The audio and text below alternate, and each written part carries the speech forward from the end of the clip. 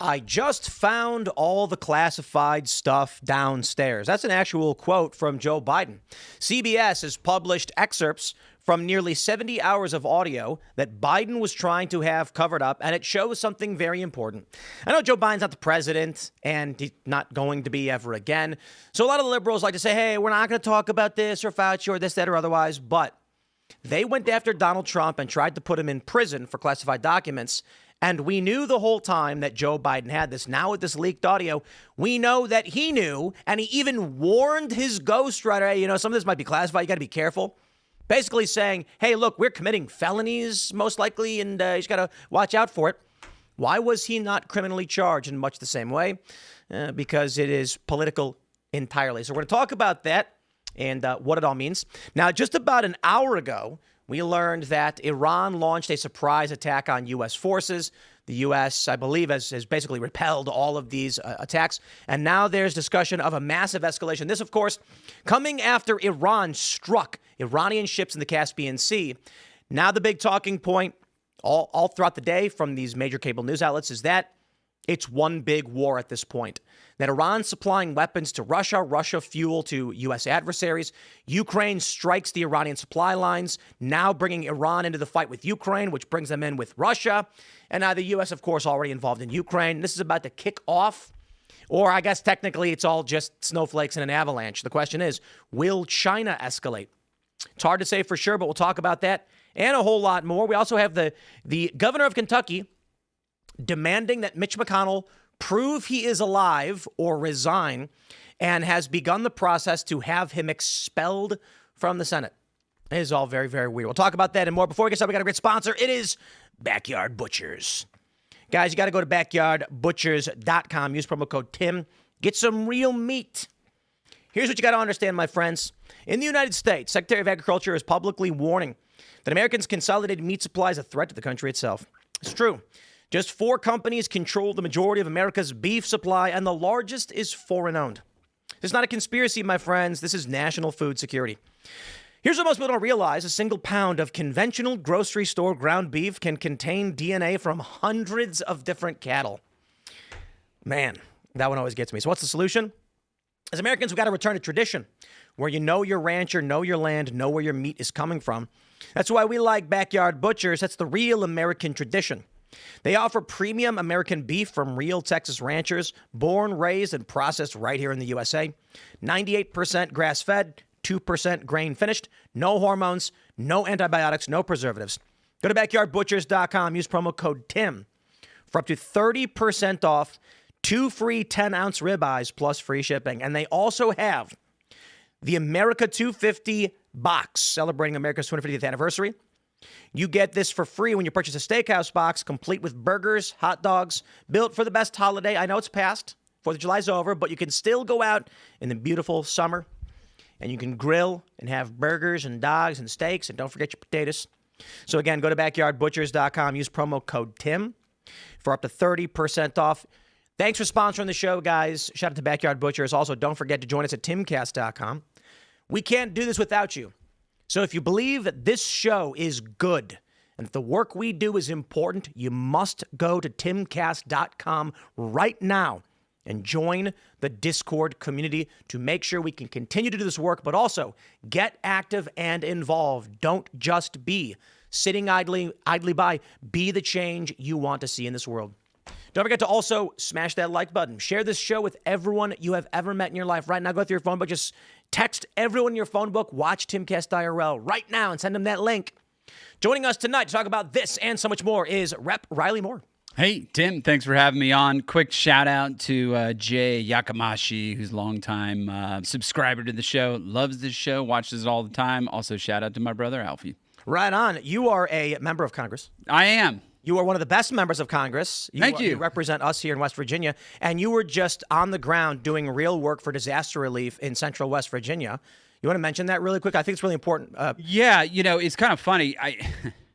Unfortunate funny. I was leaving the Capitol after votes to go to Buckhannon and Weston, which is an Upshur in Lewis County in West Virginia, and one of these reporters said, what are you doing on the break? Where are you going? I'm like, there's a flood in my district. People have died, homes destroyed. They're like, I had no idea.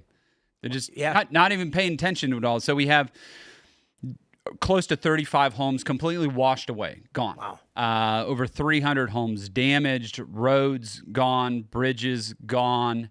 And the governor's now just asked for a FEMA declaration. Myself and the rest of the delegation just wrote a letter to expedite that declaration from FEMA. And it was really sad. Some real heroic stories down there. One gentleman I met, his grandfather, his whole family, like a lot of people in West Virginia, he has his whole family living around him. Several houses and one plot of land. And one of the homes is being swept away. His 18-month-old granddaughter and daughter-in-law were in the home. And he goes through the water, grabs both of them, swims out, saves their lives. Is unbelievable. We had another guy who drove a stake into a ground in his community in this holler, 7 feet down, tied a rope to it, tied a rope to himself, and then went house to house through the water. Wow. Getting people. It's just unbelievable stories. Man, I saw your posts on X. Just massive respect. I appreciate you representing us here because, I feel like I'm going to avoid just making this partisan and going after people, but there are members of Congress that don't even live in their districts. They just pretend to. There's several members. There's a lot of members who don't live in their district. Right. Yeah. And they just pretend to. And it's great to see you're out there actually doing real leadership work for the community, actually helping, coming down, because this is what people actually need. When you are electing people to represent you, they should be actively involved. So I saw those posts, man, and I was like, doing great stuff, man, doing good work. So I appreciate it. I appreciate it. And I went down there, truck full of water, and my daughter went with me too. And, look, these are our people. These are West Virginians. Let's go down. Let's go help. It's also pretty crazy to me that this is we said 3,500 homes. So 35 homes destroyed. 35 homes. And then we overestimated. that are just washed away. And then we have over 300 that are probably damaged beyond repair. Right. Yeah. Massive. That's crazy. But, hey, man, great work. So it's awesome to have you here. We can talk a bit about it for sure. Well, thanks, Tim. Appreciate it. Absolutely. We got the boys hanging out. Yeah, what's going on? I'm happy to be here with, I would say, my favorite congressman. I think Riley's the best. So. Thanks, bro.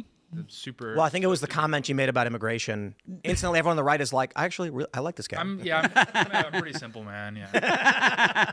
I'm in. I like it. Very easy to please. What's up, everyone? My name's Phil. I sing for All That Remains. Carter? What's up, everyone? Carter here. Yeah, we were talking about Nicolas Cage before the show and lightened the mood a lot. But yeah, this is crazy. Shout out to Jay Akamashi as well. I know that guy.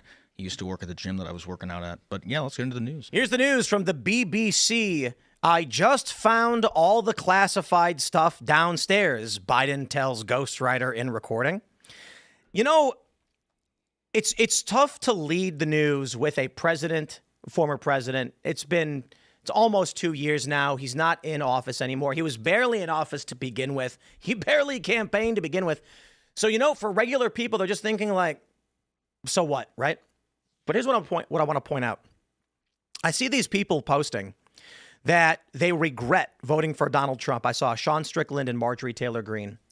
And I'm sorry. I think y'all have forgotten what was going on during the Biden years with lockdowns, vaccine mandates, with the opening of the southern border, with the Texas State Guard coming into a physical confrontation with federal authorities because the Biden administration was facilitating a criminal conspiracy against the United States.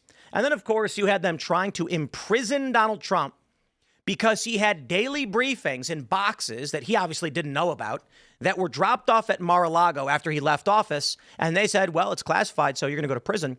Despite the fact that Joe Biden had comparable documents, did not have the authority to have those documents, and even told his ghostwriter, I found all the classified stuff. Be careful. You got to be careful with this stuff. Donald Trump as president had the authority to declassify documents. Joe Biden did not. And there was never any action taken against him. So when you come to me and say, oh, it's so bad now because the war is escalating, I say, listen, I hear you on the war stuff. You're allowed to be upset about all of that stuff. But to act like we would have been better off with Kamala Harris, no. I feel like I'm taking crazy pills. Yeah, I mean, I think it's evident that, look, large swaths of the population, I don't think you need to even look into politics to see that this is true. Have a very high time preference, right? Like they just want immediate satisfaction, immediate results. Yeah. And President Trump, while yes, there's been a lot of immediate victories, I think that's safe to say. A lot of what he's done has set us up infrastructure wise for success decades on, which is rare because like in a democracy, you know, presidents are thinking 4 years at a time. You know, they're thinking, okay, well, I just got to survive this term and move on to the next. But like you look at like the big beautiful bill, for example, and the funding and the where money was moved, where it was allocated, et cetera. I mean, that kind of stuff sets us up long term for victory. So all that aside, to Tim's point, I mean, to repeat it, did we all forget like what we just went through? Not to just mention with Biden, but even Obama. I mean, like these are in recent memory, incredibly destructive, corrosive forces that were in the White House. And now not do we just have a Republican that's like stopping the bleed, because that would be one, I would be celebrating that. Even George Bush would be like, hey, at least we got the boot off our neck for a little bit. But we actually have a guy that's like moving the football down the field in President Trump, which is fantastic. And sure, okay, yeah, you might have some criticisms here and there, the vast majority of which I think happen to be a bit overblown. And there are some that we have serious disagreements with, but it's like, yeah, that's the president. He's governing 350 million people. Obviously, you're going to have some disagreements. I take a look. Donald Trump did a very good job, in my opinion, in his first term, avoiding escalation of war, Abraham Accords, and all of these things.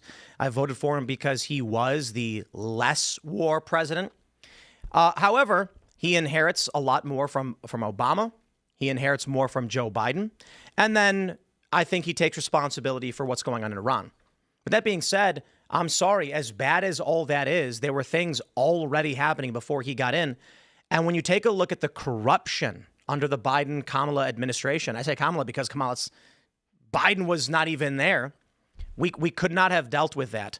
So I look at it now because I was talking about the escalation, and we'll get into the war stuff in a second. But my attitude is I'm not a big fan of Ukraine, their government. Like, as a country, I think they're great. I have friends from there, but I think their government is filthy. And I think that the United States has never justified our involvement in this war. But I will stress this. We've got an escalating war here. There is no argument against U.S. victory. You can not like what's going on, but the United States has to win. We have to win for whoever we want to blame. So that being said, just to bring it back to the main point, could you imagine where we would be right now if Kamala was president? It would not be better. Yeah, you know, look, I was listening to Victor David Hanson the other day, and he was making the point, and I think he's exactly right. Donald Trump is the first counter-revolutionary president, right? He's the first guy that has tried to start rolling back some of these policies that honestly got started in the progressive era, right? Way back with Woodrow Wilson, trying to roll back some of the stuff that were if it wasn't started back then, it was the obvious next step after things that were started back then. He's actually shut down the borders. He's actually trying to deport a significant number of people. And people that want to criticize Trump, they'll say, oh, well, Obama, you know, he deported more people. And that's just patently not true. He turned people away at the border, and those people were counted as deportations. That is not the same thing. We had net negative migration last year. We've deported 250,000 more people at this point this year than we did last year. Something around 3 to 3.5 million people have been deported so far between actual deportations and voluntary deportations, where they, you know, decided they would use the app and take the check that we're giving them. And that alone is great for the United States, in my opinion. Never mind the stuff that the other tertiary things that don't get a lot of press that he's done. The stuff that he tried to do with Doge. Granted, Doge was largely unsuccessful, but they did shrink the size and scope of the government some. No president has done that in my entire lifetime, and I'm an old guy, right? Like, there is significant change with the fact that USAID has been dissolved. That's a massive global thing. And you'll hear the left complain about, oh, these people are going to die because we're not giving them money, and these people are going to suffer because we're not giving them money. And whereas that might be true as an argument, there might be people that don't get the U.S. giving them foreign aid and stuff. But the amount of change that you're seeing in South America because of the dissolution of USAID, and now granted, I know I don't have evidence that this is the case, but USAID goes away and right wingers start winning all over South America. Mm-hmm. People are sick and tired of the socialist government, and without USAID propping these governments up and propping up the left-leaning politicians, you see a massive change in South America. And I think that in a longer term, to Tate's point, in a longer term, that's going to be a tremendous benefit for the United States, because then you're going to see You're going to see more reliable governments down there that are aligned with the United States. And that plays into the whole, Monroe Doctrine, looking at the Western Hemisphere as our immediate problem. I wonder if Kamala were to be elected, would the U.S. just falter and slowly dissolve on the global stage as China becomes ascendant, or China is ascendant? And with Trump, yeah, we're going to get a big war, but the United States is dominating the globe economically, oil production, et cetera. And what we're seeing with all these conflicts, they're choking out China, Russia, and Iran. Yeah, I mean, so first on Phil's point, and I'm on the appropriations committee where we got rid of USAID. We stopped funding. It was awesome. The other thing to remember is that we have diminished the budget of State Department by over 20% over the last 2 years under Trump. Yeah. State Department is quite a bit smaller. Now, why are we getting these conservative victories in Latin America? Don't forget, the intelligence agencies run a lot of programs through USAID and otherwise. And so it's not just foreign aid. There's a lot of other stuff that goes on there through those, We had Mike Benz on Friday, and he would make the argument that USAID and CIA are basically the same things. Just under a different name. It's no secret out there that they have worked together, or one has been used through the other in the past. So we're not subverting those elections anymore, and everything that goes on with USAID and what they were doing, informing the public and all these other things, which is like PSYOPs and things like that they had been involved with for a very long time. So there's no coincidence there. And just take a look back at history, to Tim's point, in terms of an ascendant China if Kamala were president. How did we get here on Ukraine? Obama let Russia just walk right into Crimea, does nothing. Nothing. Not only that, he when he was talking to Medvedev, he implied, and this might be because he was naive or a novice at international politics, but he implied that once I was reelected, Putin can do what he wants. Yeah. He said Yeah. Once I win my reelection, I'll have a lot more lenient, or I think I forgot what the quote was, but he said to Medvedev, once I get reelected, Leeway, something like that.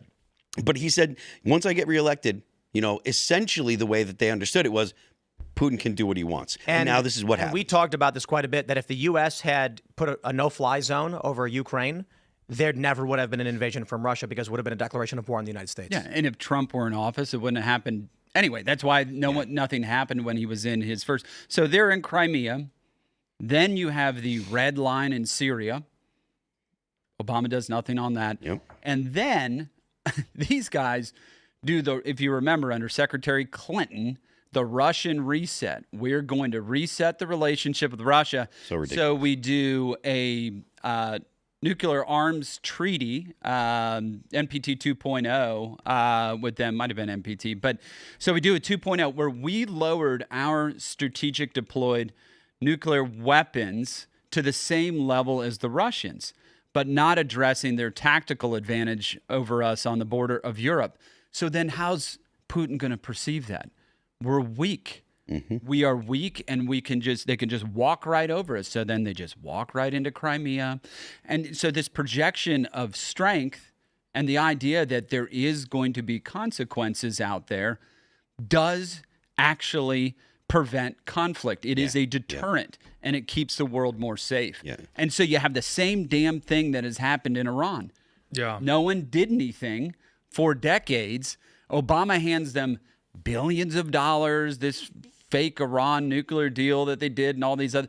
So this has been slow walked, just like walking dead into the point where, okay, they're 2 weeks from breakout period. What are we going to do? Well, I think it was Kamala Harris, literally a few days before the invasion in Munich at the security conference, was like, hey, by the way, Russia, if you make a move on Ukraine, we're going to bolster NATO, move it right up as close as we can possibly get to your eastern border.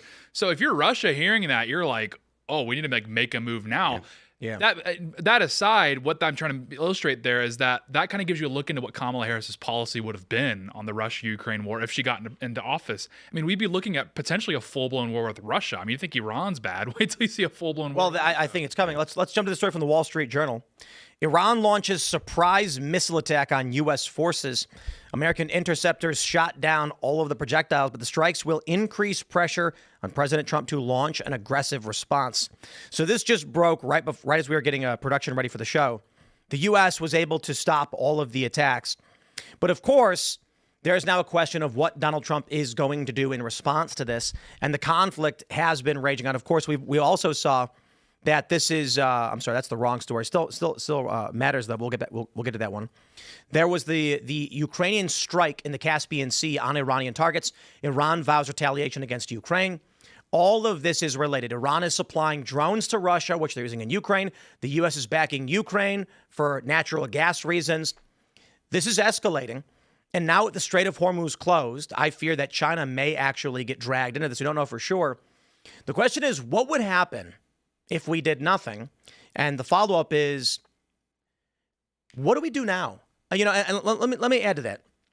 Obviously, I have been outspoken against U.S. military intervention, support for, the U.S. getting involved in Ukraine. We're at this point of escalation where Ukraine strikes Iranian ships in the Caspian, and we're in it.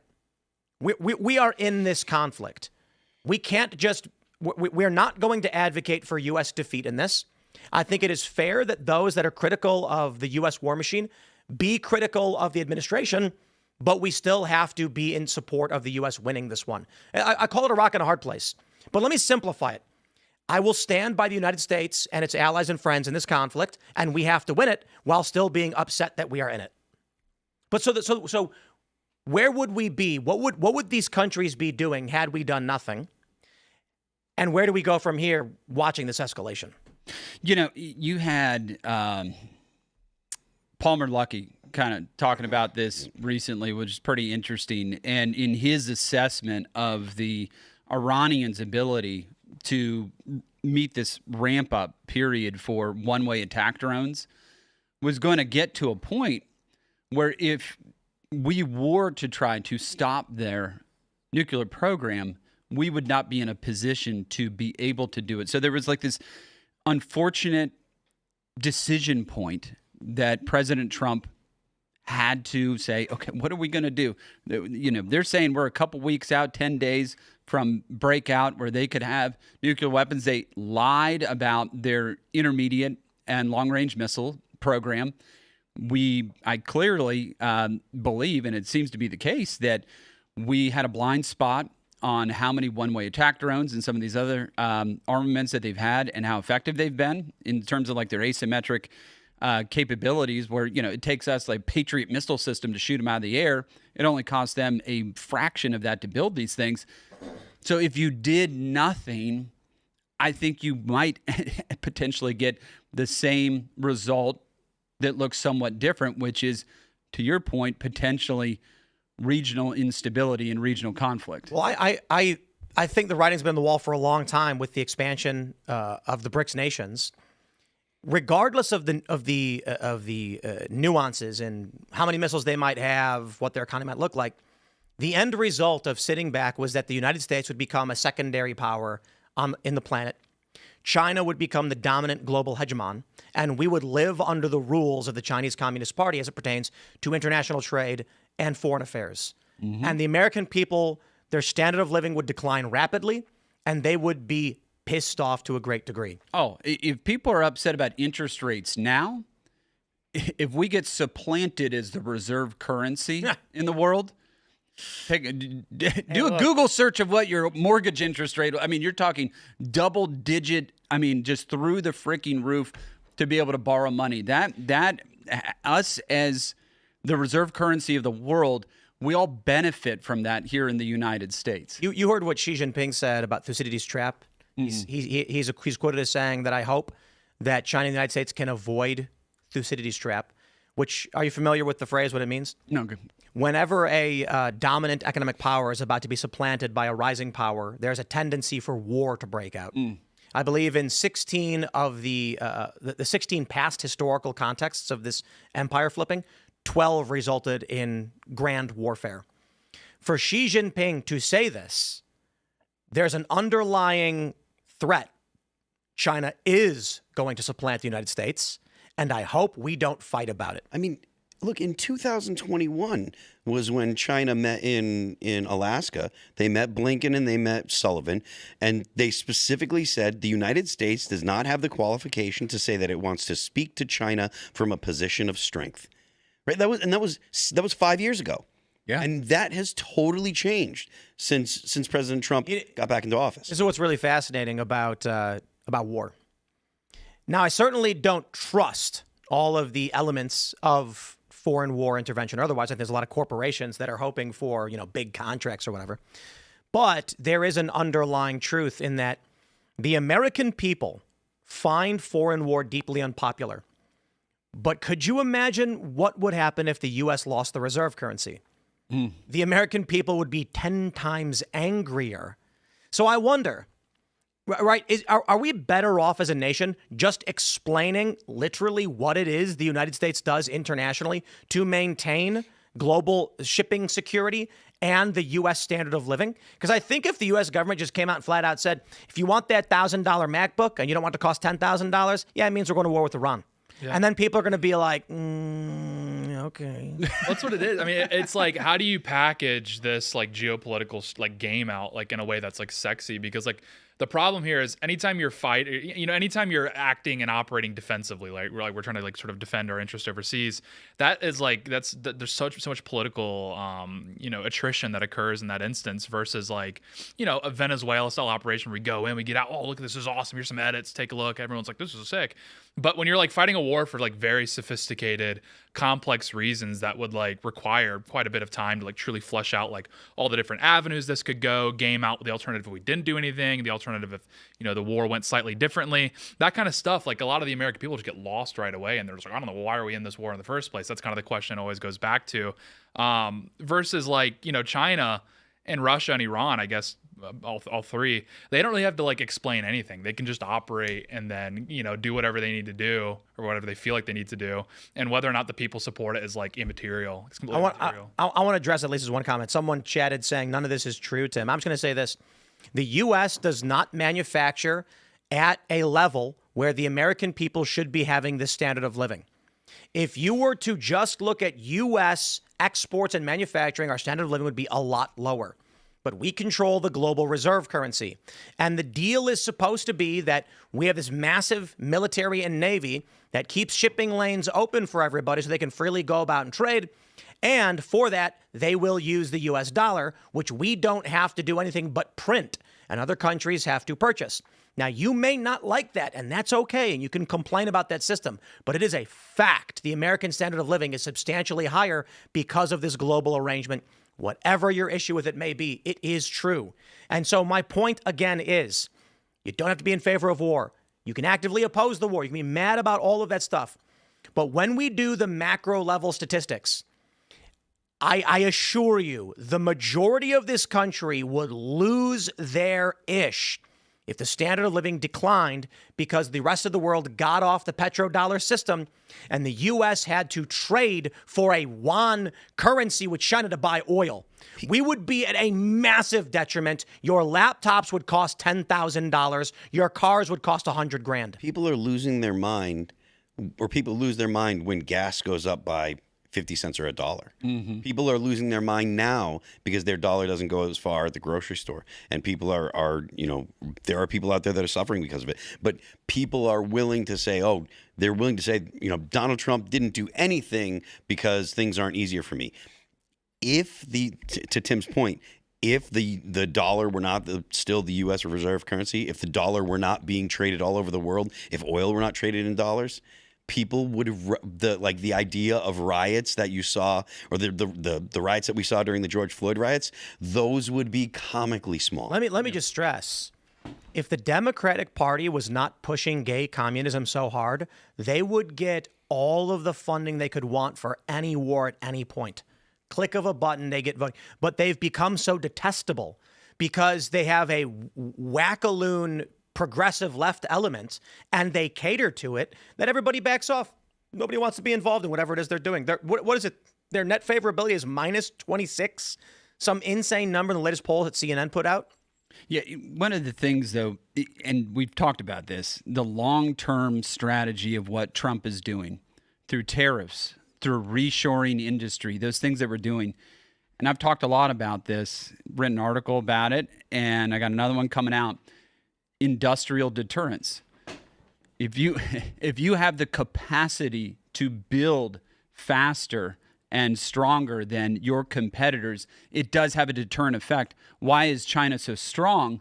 They're representing over 30% of global manufacturing on their shores. How did we win World War II?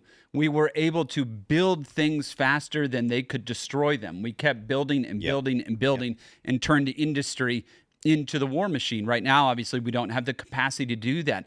But that's part of the reason President Trump is bringing this back, because it does have a deterrent effect on conflicts and adversaries around the world. And last thing I'd say, don't forget what's going on here. And I said this on Fox News last week. China, there are reasons to believe, which would be the correct way to say that without getting into something classified, reasons to believe, there are reasons to believe that China is providing targeting information to the Iranians. If you look at that strike where we lost 3 service members here just recently in Jordan, it was too precise.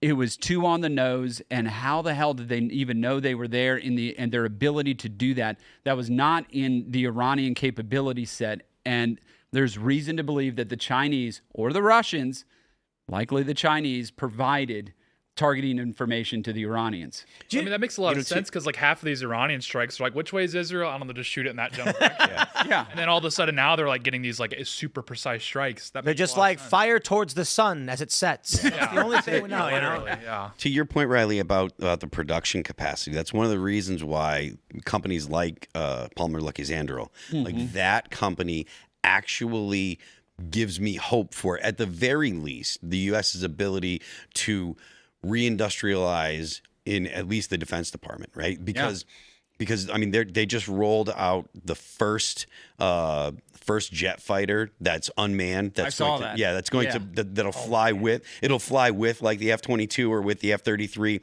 So basically, every I think it's F-35 will have 2 wingmen that are drones that are up there. So basically, it's like a small squadron for every individual pilot. And one of the core principles that he has is he wants to be able to make these drones by using existing materials. So many of our military assets that are amazingly capable, but they require very specialized parts from specialized locations. And essentially, Palmer Luckey said in an interview, he's like, I know that Radio Shack doesn't exist anymore, but I want to be able to make weapons that are cutting edge, using parts that you could go down to the hardware store and get, that you could get at Radio Shack if you're an old guy like me. And look, I've been fortunate enough to go out there and look at his facility, and I'll tell you, it is mind-blowing. Where's it based out of? Is that He's Ohio. in Orange County. Oh, okay, right. California. So the planes are rolling out of Ohio. Ohio. That's the Arsenal facility they put out in Ohio. But so, oh man, you think about a Tomahawk cruise missile. I want to cost us over $1 million a pop, $1.3 million a pop, something like that for a Tomahawk cruise missile. He has designed something that can have the exact same effect for a couple $100,000. Yep. And all manufactured in the United States. We don't need chips from Taiwan. We don't need any of this other stuff. It's all indigenous here within the United States. But so much of war I find to be silly. Like, let's be real. The idea of a war crime, in my opinion, like, I understand what we're trying to accomplish. We're trying to be somewhat reserved and gentlemanly as we stop someone we view as an adversary. But the reality is, when it comes to a lot of these countries, they have no concept of a crime in war, only killing you. Yep. And they'll use any method that they can. So we are constrained by our morals and our decorum, and our enemies are not. Look, the We Germans do not have the same moral And world. we're constrained by democracy as well, which is a great thing. And look, I am no fan of war. I don't like wars. I don't want us to be in conflict. If it is avoidable, if it is avoidable, I don't like it. But, Carl Van Clausewitz, right? The guy great book if you haven't read it, On War. I'm sure Phil's read it, and some others. War is the extension of politics, and the objective of it is to compel my enemy to do my will. Right. I love. You ever played the game Civilization? No, I haven't played that. Oh, you got to play Civilization. I don't know about Civ 2 through what? 5 are really good. 6 is Civ okay. 5's the best one. 5, yeah. Civ 6 is just washed. Here's what I absolutely love, at least about Civilization 2. This is a game, for those that aren't familiar, where you build a civilization. You have settlers. It starts in like 4000 BC, and you advance over time. When you decide to make your country a democracy or a republic, it's beautiful. Your production, your wealth skyrockets. There's a bonus to production when you allow the people to privately trade amongst themselves, and it rapidly develops economically.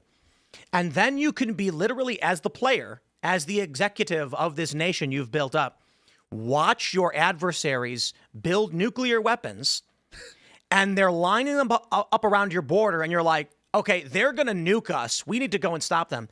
And when you send a military unit to strike their nuclear warhead or whatever, it'll give you a prompt saying, you have been voted down by Congress. Your action has been stopped.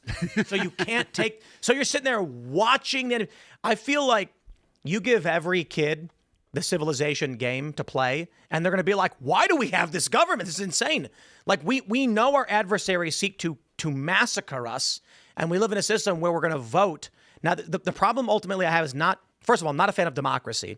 Democracy is a general term, I get, but literal democracy where you have no strong central government and everyone just votes. I like constitutional republicanism. Yes. But my concern is I don't think people in this country understand enough of what is going on. I believe this largely is the fault of the United States in how we've handled media. And we don't explain to the people of the United States legitimately and honestly what it is the United States does for the world and what we want for our allies. So we only ever get these, they hate us for our freedom nonsense.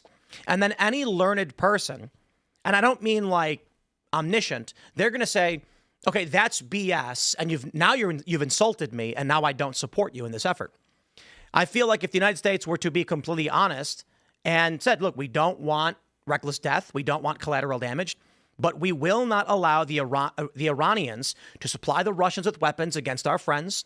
We will not allow the Chinese economic bloc to destroy American trade and everything we have built, and for this, it may come to war. Yeah. Well, I mean, it would help. You got to have a deterrent effect out there. We have to be able to deter our enemies. And if it's threat of conflict that leads to conflict, or if it is our industrial capacity or otherwise, but it has to be credible. Yeah. It has to be credible, or it doesn't mean anything. Let me throw something into this. Laura Loomer recently flipped on the cause of Ukraine, and she's been getting glowing write-ups from the corporate press. I'm sure. I believe that the reason she flipped on the issue, it is overly simplistic. She says that she was duped by Russian propaganda or whatever. No, I think the issue is this. Initially, Donald Trump did not want escalation in Eastern Europe, and Laura Loomer is the biggest Trump supporter there is.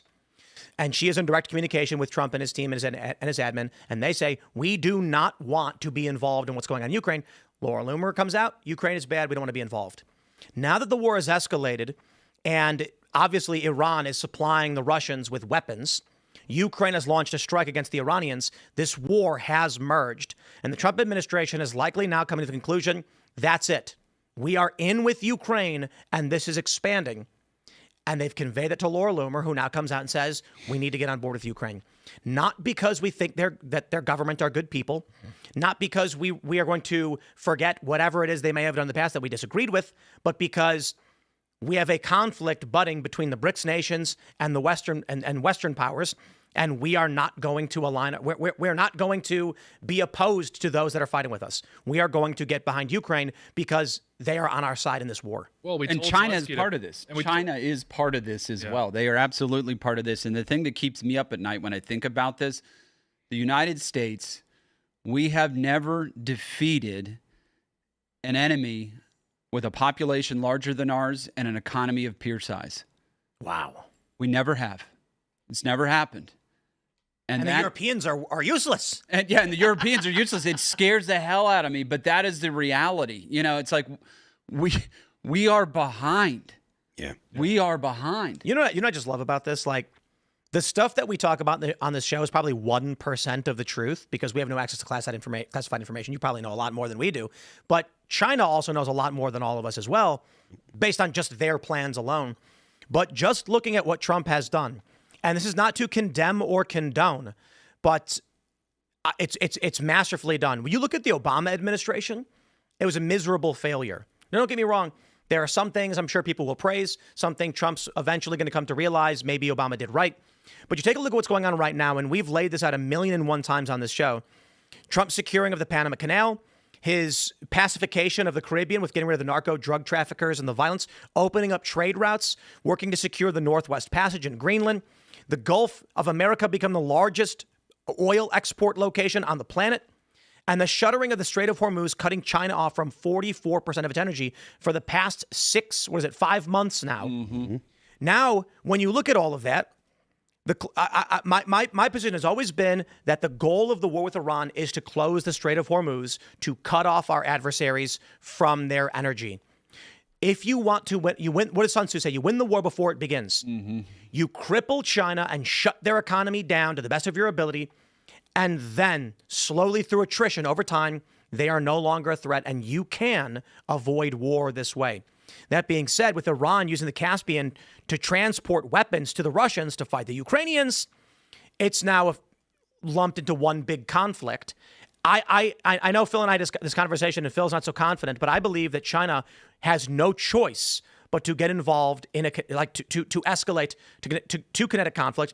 As you mentioned just a moment ago, Riley, they had to have been giving this information, or there's reason to believe yes. They are providing the intelligence. But we've also seen flights from China going into Iran at the start of this conflict, and the presumption was it was targeting materials. It was chips for missiles, so they could build more weapons. There is no reality, in my view, where China is not supplying Russia and Iran with targeting materials, weapons, resources, or otherwise. Sooner or later, especially with them getting cut off, they're going to have to make a decision. Just economically die or fight for their energy, which means direct conflict in the Strait or with the United States. And they are facing this population bubble that's going to burst through their one-child policy. Yep. So they have to put themselves in a strategically strengthened position for when they get there. All of these manufacturing jobs and everything else that they have, there's not going to be people to replace them. This one-child policy, which was abhorrent, terrible, awful, forced abortion policy, it's going to come back to haunt them here now. And so that's going to be a massive problem for them that they're going to have to deal with. And to your point, if we can weaken them and wait them out to that point, I think we'll be in a pretty good position. And the Chinese are trying to stick the landing as they transition into like a more service-based economy as well, because they were trying to offshore to Africa and Pakistan and Bangladesh, et cetera. Now they're in this position where they're like, oh, shoot, we got to put a pause on that. It changes their entire like economic outlook.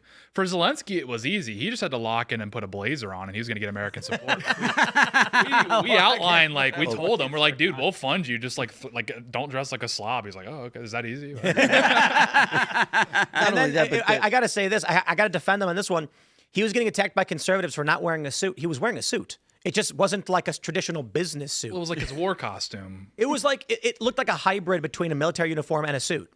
Yeah. And there were people being like, that's not a suit. And I'm like, it's a designer suit. Come on, guys. I'm not going to sit here and complain about the guy's clothing. I thought it kind of looked like a Bruce Lee military outfit, right, kind of like hybrid, you know. So like let me ask you what you think. Do you think that this is a stronger question? And I'm not suggesting the answer is yes, but do you believe war with China is inevitable? No. I don't think it is. I don't think it's inevitable, but I think proxy conflicts are. I think we're in them. And we're in them. But I do think that if Trump's play is isolate China's energy, China really is between a rock and a hard place at this point where do they decide to enter into a kinetic conflict with the West, not just the United States, but our allies? If they do, they risk getting flattened. At the same time, if they do nothing, they will just slowly decline.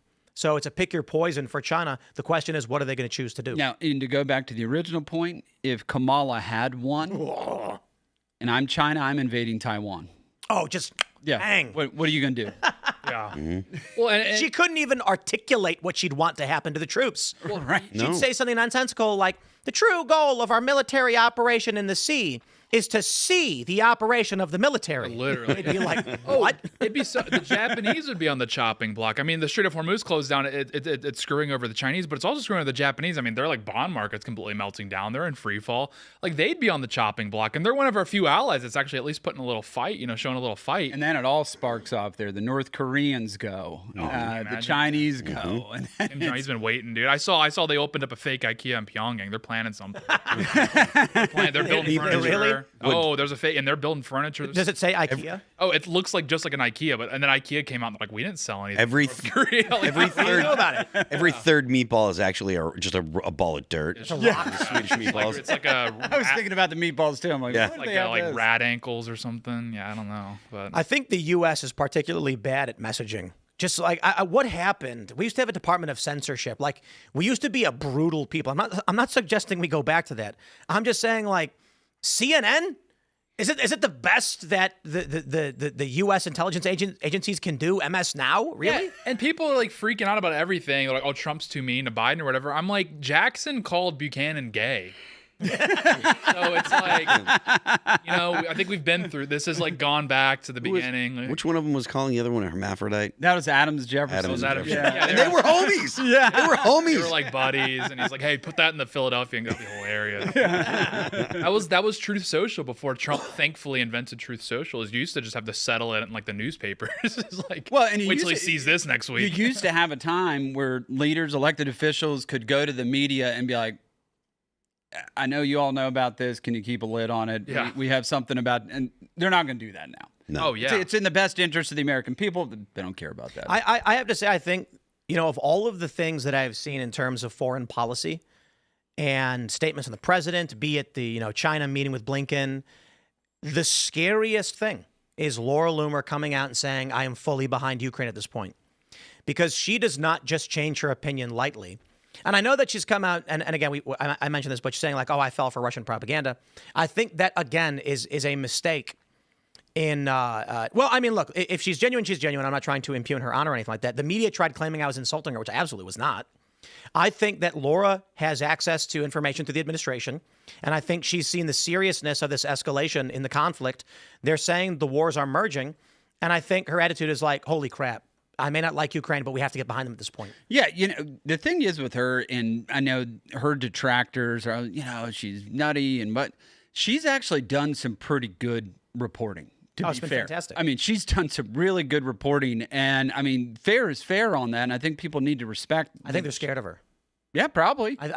What is this? we struck back. We struck Iraq with the Saudis. Just Ooh, where's that breaking? just check CENTCOM on Twitter.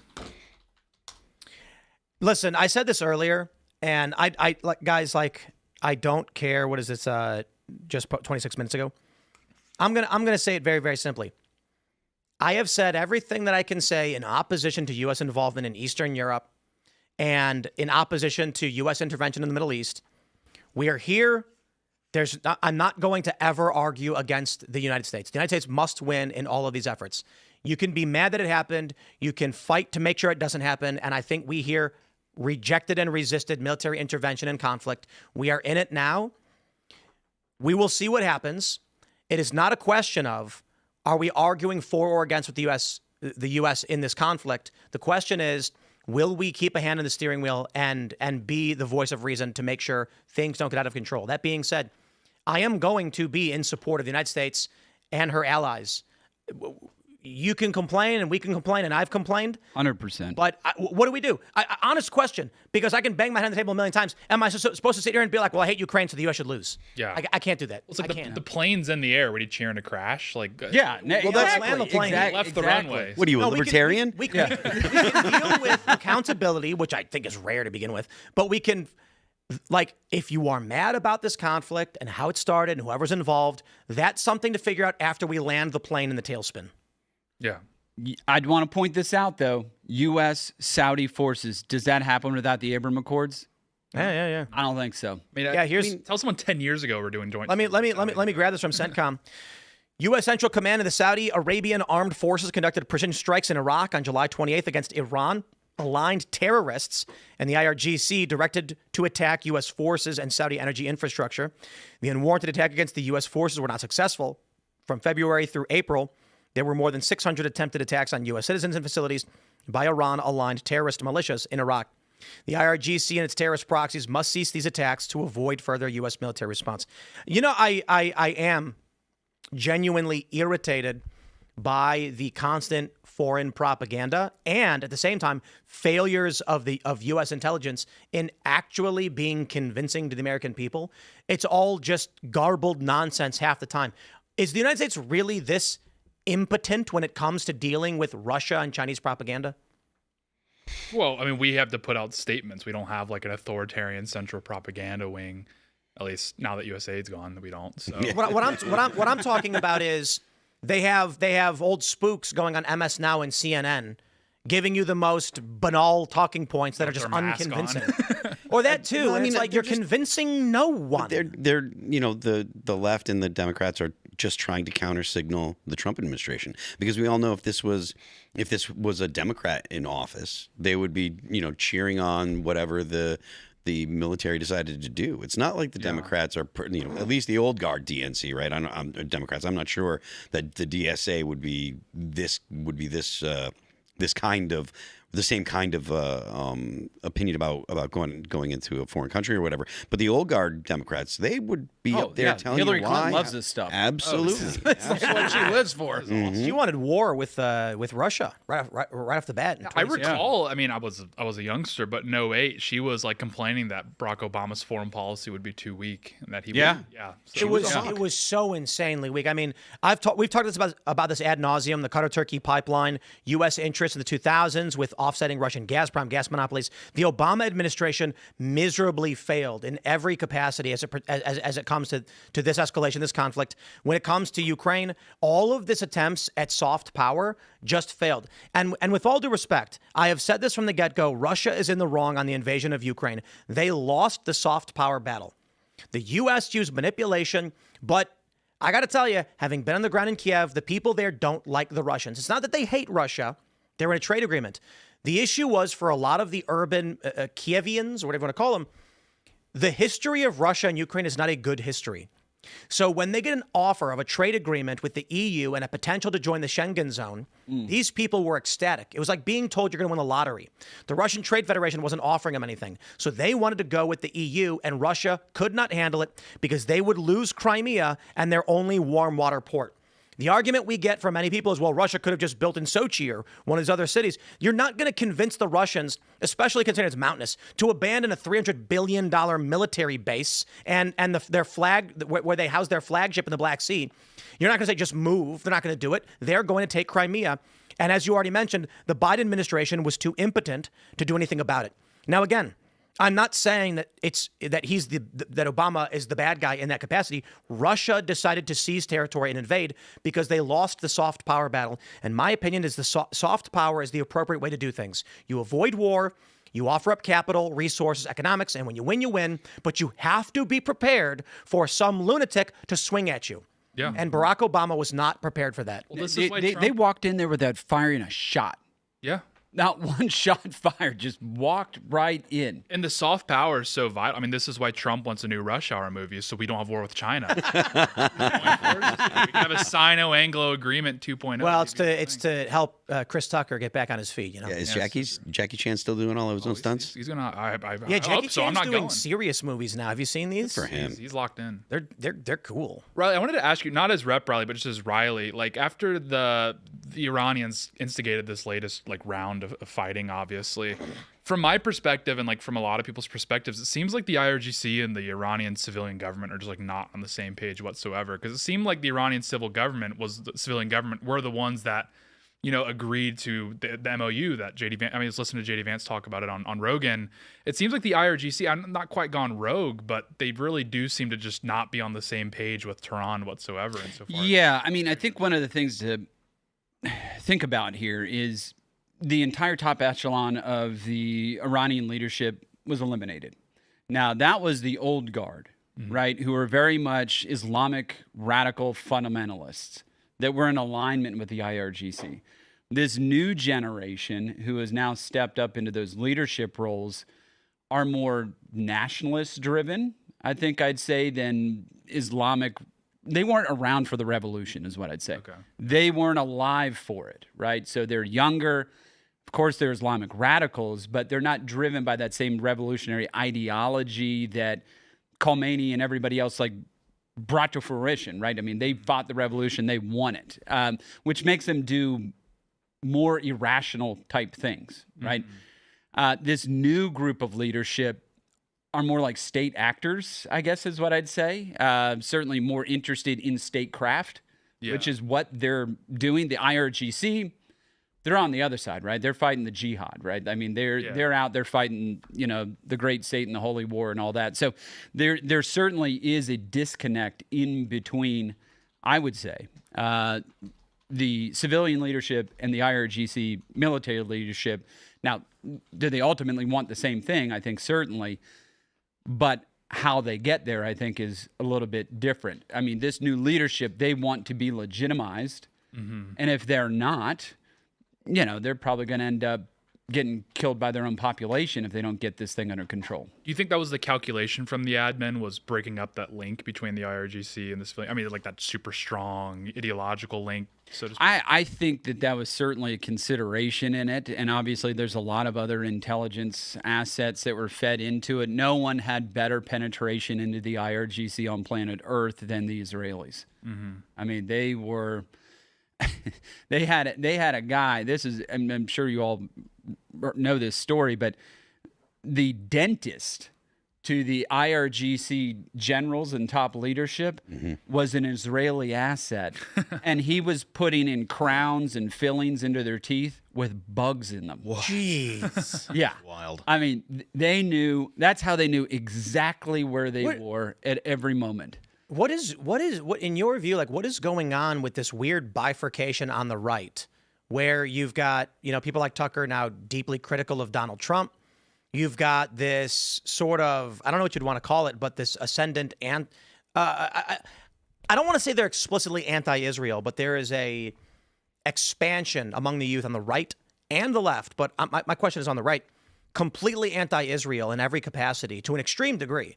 Because I consider myself to be fairly ambivalent on the issue of Israel. Like, should we be providing military funding to foreign countries like this? Not without good justification. So I'd be in favor of cutting that military funding. But you look on the internet and you look at these people and it's like Israel killed Charlie Kirk, or they're responsible for every major conspiracy, or the earth is actually flat and the Jews are keeping us believing it's round. Like, this degree of insanity. I understand there's going to be a lot of people who be like, that's a straw man, Tim. I have differentiated between the wackaloon conspiracies, which is Israel derangement syndrome, and the genuine identity of, there are people whose core identity on the right is just anti-Israel. Yeah, look, there is an obvious Venn diagram of circles, our interest and Israeli interest, that have a lot of overlap, right? Are they our strongest and best ally in the Middle East? Is that even arguable? Yeah, I mean, like, is there somebody else who's more aligned with us? No, there's not. But I think part of it, though, is to be fair to some folks out there. If you say anything on Israel, then you get whacked, right? I mean, if you're anti-Semitic. Yeah, if you say You mean anything, literally whacked? Do you mean, no, not literally. No, I mean, there's a lot of people going like, yes, he's right. no, not literally, not literally. No, they come for your political career. They say, you're an anti-Semite. Yeah, and look, we are good enough allies, the United States and Israel, where I think it's fair to say, hey, we might not agree on X issue. I mean, we trash talk the UK all the time. They deserve it. And they deserve it. And we're still allies. So For now. For now, we should have separated. But I guess I asked because One ocean's not enough. We need to get another ocean. Yeah, especially around 250. I'll give you my complete and honest take on everything. I think that the Biden administration launched a psychological operation on the United States targeting me, Benny Johnson, Dave Rubin, and others with the Tenet Media fiasco.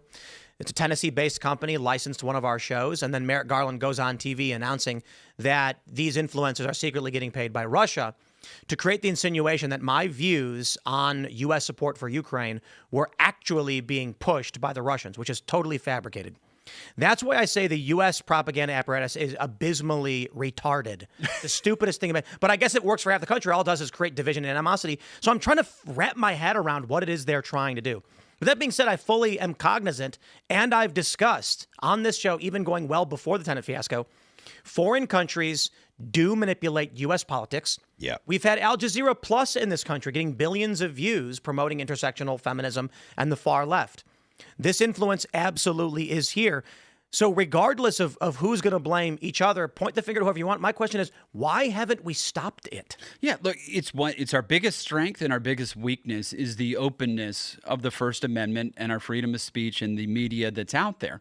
It's our greatest strength. It's our greatest weakness at the same time because they're able to go influence through media outlets and social media and otherwise the view that people have of the United States and otherwise on different foreign policy issues, whether we're talking about Iran or this or that. Then we lose. It's a sad reality, but can we just be mathematically sound?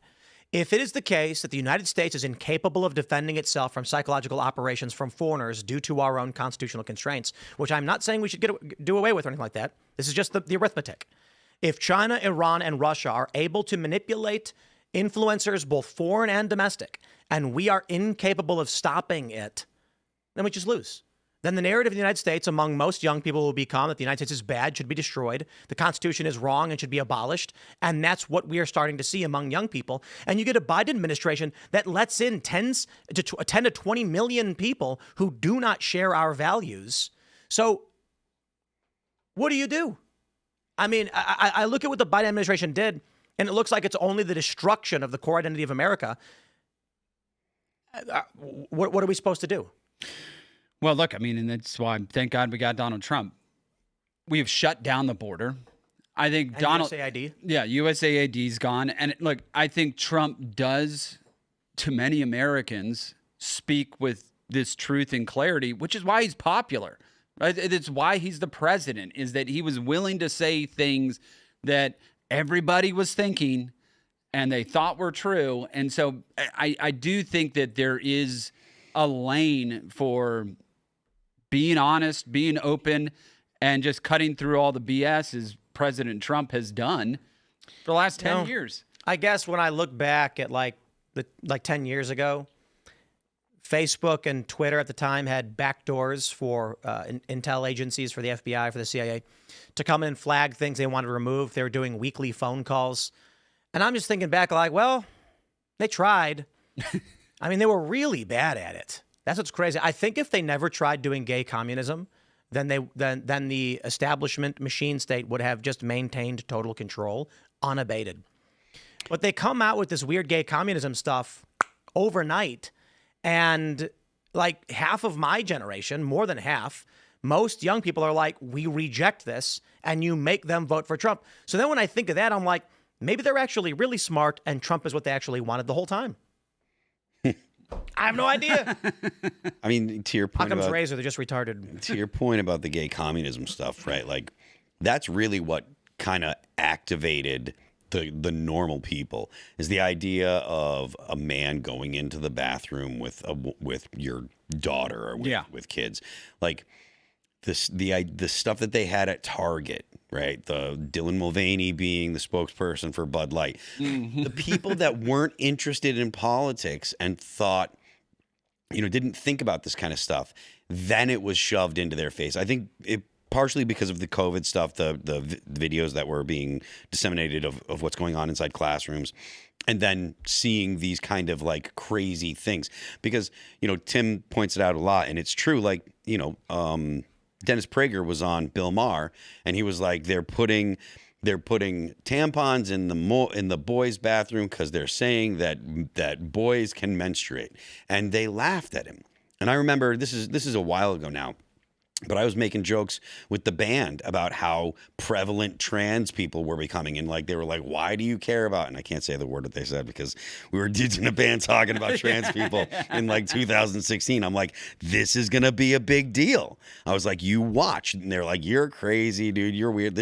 You're too involved in politics, blah, blah, blah. You need to, put Twitter down or whatever.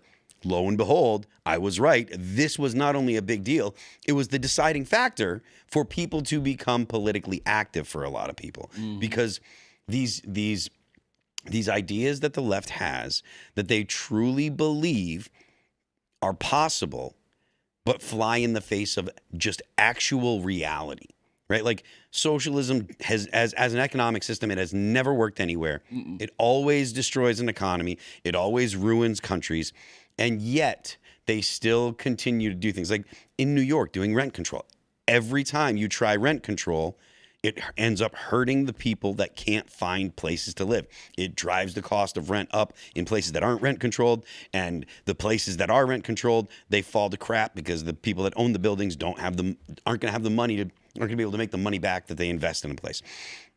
These things are not conflicts of policy. They are conflicts with reality. You know, they really are. They're You know, there was a really funny post. Someone said, "I hate capitalism. How it makes me have to work every day. I just want to feel something." And I saw that and I was like, you're not mad at capitalism, you're mad at entropy. Yeah. That post You have to work every day because of the laws of physics, not because of capitalism. That post has 2.5 million views now because everybody's sharing it because it's so dumb. Yes. And I mean, you're exactly right. They are mad at entropy. They're mad at the fact that just existing doesn't automatically provide you with all the not just the things you need, but with a lifestyle that they see people have on Instagram. Because in the United States, even homeless people have smartphones. Right. You know, it's like Right. literally Yeah. 98% of Americans have smartphones. And that means that most homeless people have a smartphone. You know, you have this amazing technology in your pocket and you live on the streets. Most of the time it's because you choose to do things that mean that you have to live on the streets, or you choose to live on the streets because you don't want the responsibility.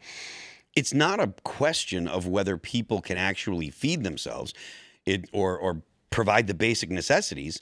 It's that they want a better lifestyle than they have, you know? And like I said, it is just, it's things that don't align with reality. And they refuse to admit that there are certain things about existing at all that are required to continue your existence. And one of them is the death of purpose is the death of a civilization. Yep. If individuals lose purpose, and look, I think God has given all of us, some type of talent. And to continue that work and do that work in that talent that God has given us is to continue his work here on earth.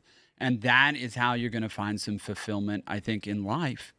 And absent of purpose, what do? You get drug addiction, you get depression, suicide, sometimes violent. I mean, we've seen this. You get a society where more people smoke weed than smoke cigarettes or drink alcohol. I just saw that today. Yeah, that is a terrible thing.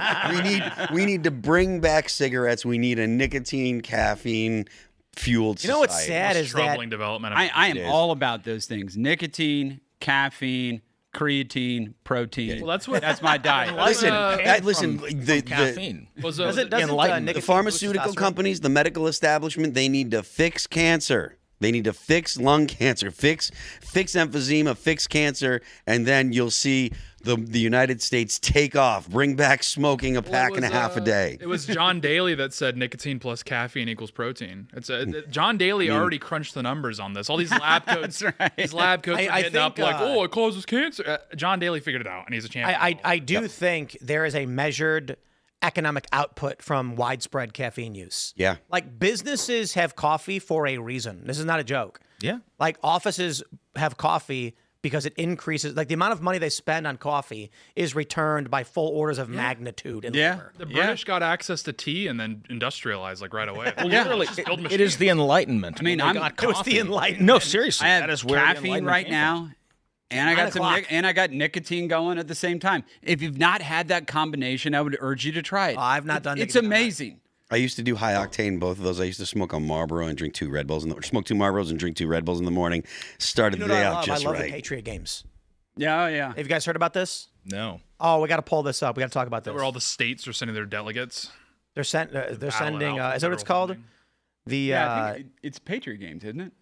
Patriot games. It's like American I'm trying to Gladiator, find right? Hopefully. Here we go. Check us out. Patriot games 2 weeks out. Here's what we know about the events. They say it's a concept, has drawn comparisons from critics. Oh, I don't care. Are you kidding? A boy and a girl representing each state will compete in days-long events for the chance to win scholarship money. It doesn't go far enough.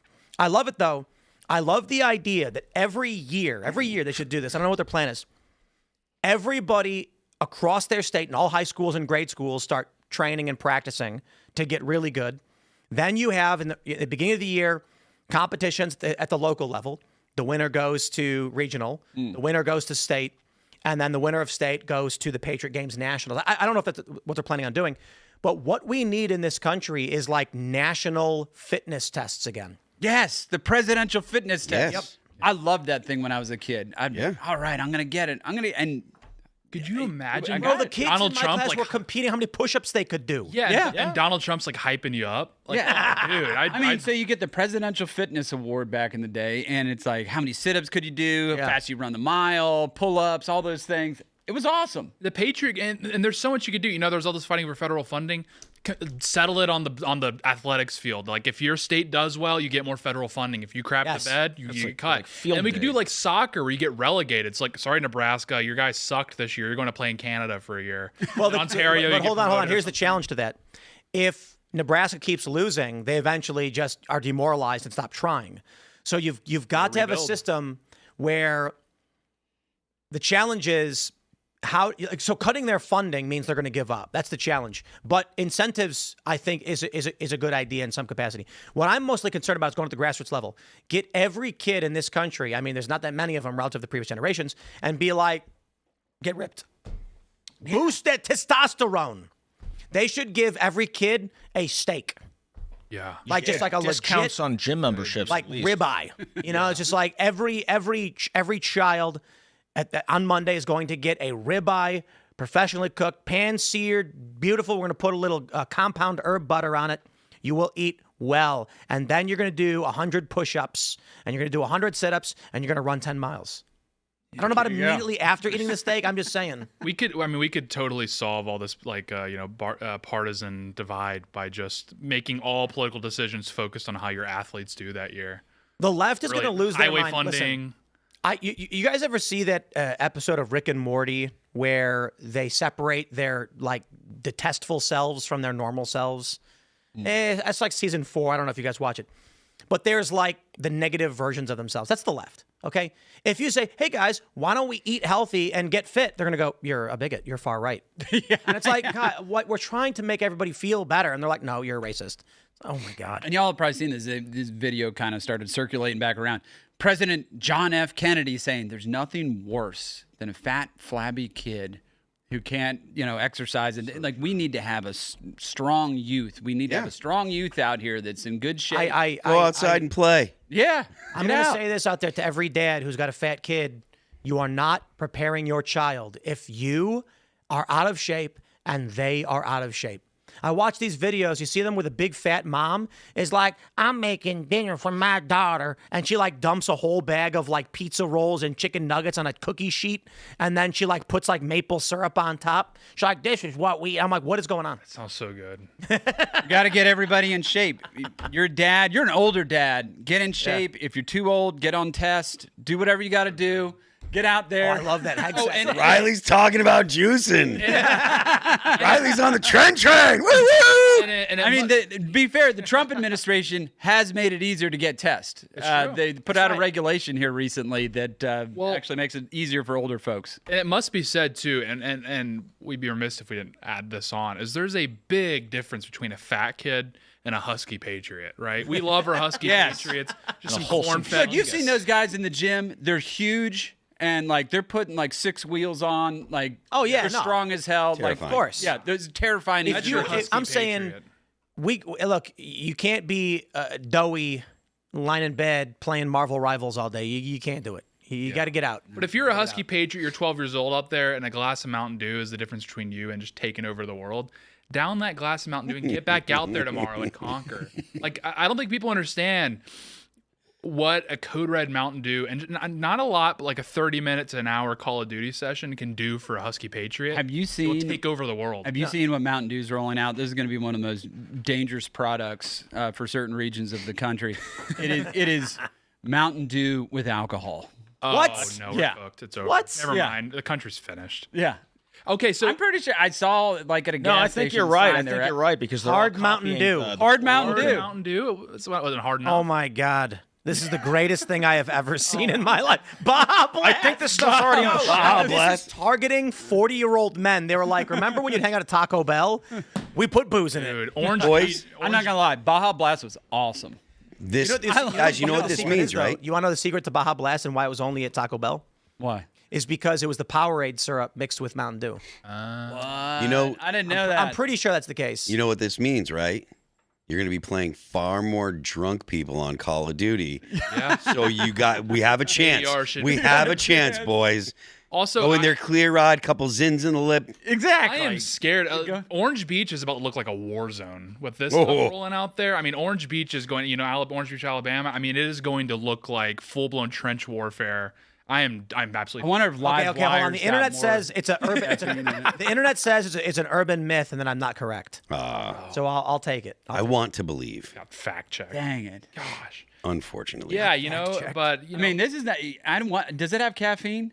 Oh yeah, probably sure. too Of course. It's got to have caffeine. You all remember Four Loco. Four Loco. We all remember the original Four Loko. Loco. OG Four Watch out, Loko, OG yeah. Four It was like Loco. blowing people's hearts out. It was awesome. And then you had Sparks. Juice was another Yeah, one. you never heard of I Sparks? heard it might have been. I have. Oh yeah, it looked like Wait, hold on. I don't think can it's looked like a battery. Yeah. it's not available in West Virginia. That's like Duracell sponsors it. West Virginians have to go to Maryland to smuggle in some hard Mountain Dew. Oh no. That's good. We don't need it here. Oh, you know what it might be? It might did West Virginia do that food dye ban? Yes. Yeah. Food dye ban. That's amazing. Yep. I go to the grocery store. I don't even think about it anymore. Yeah. No. When does it go into effect? Like January 1st or something, doesn't it?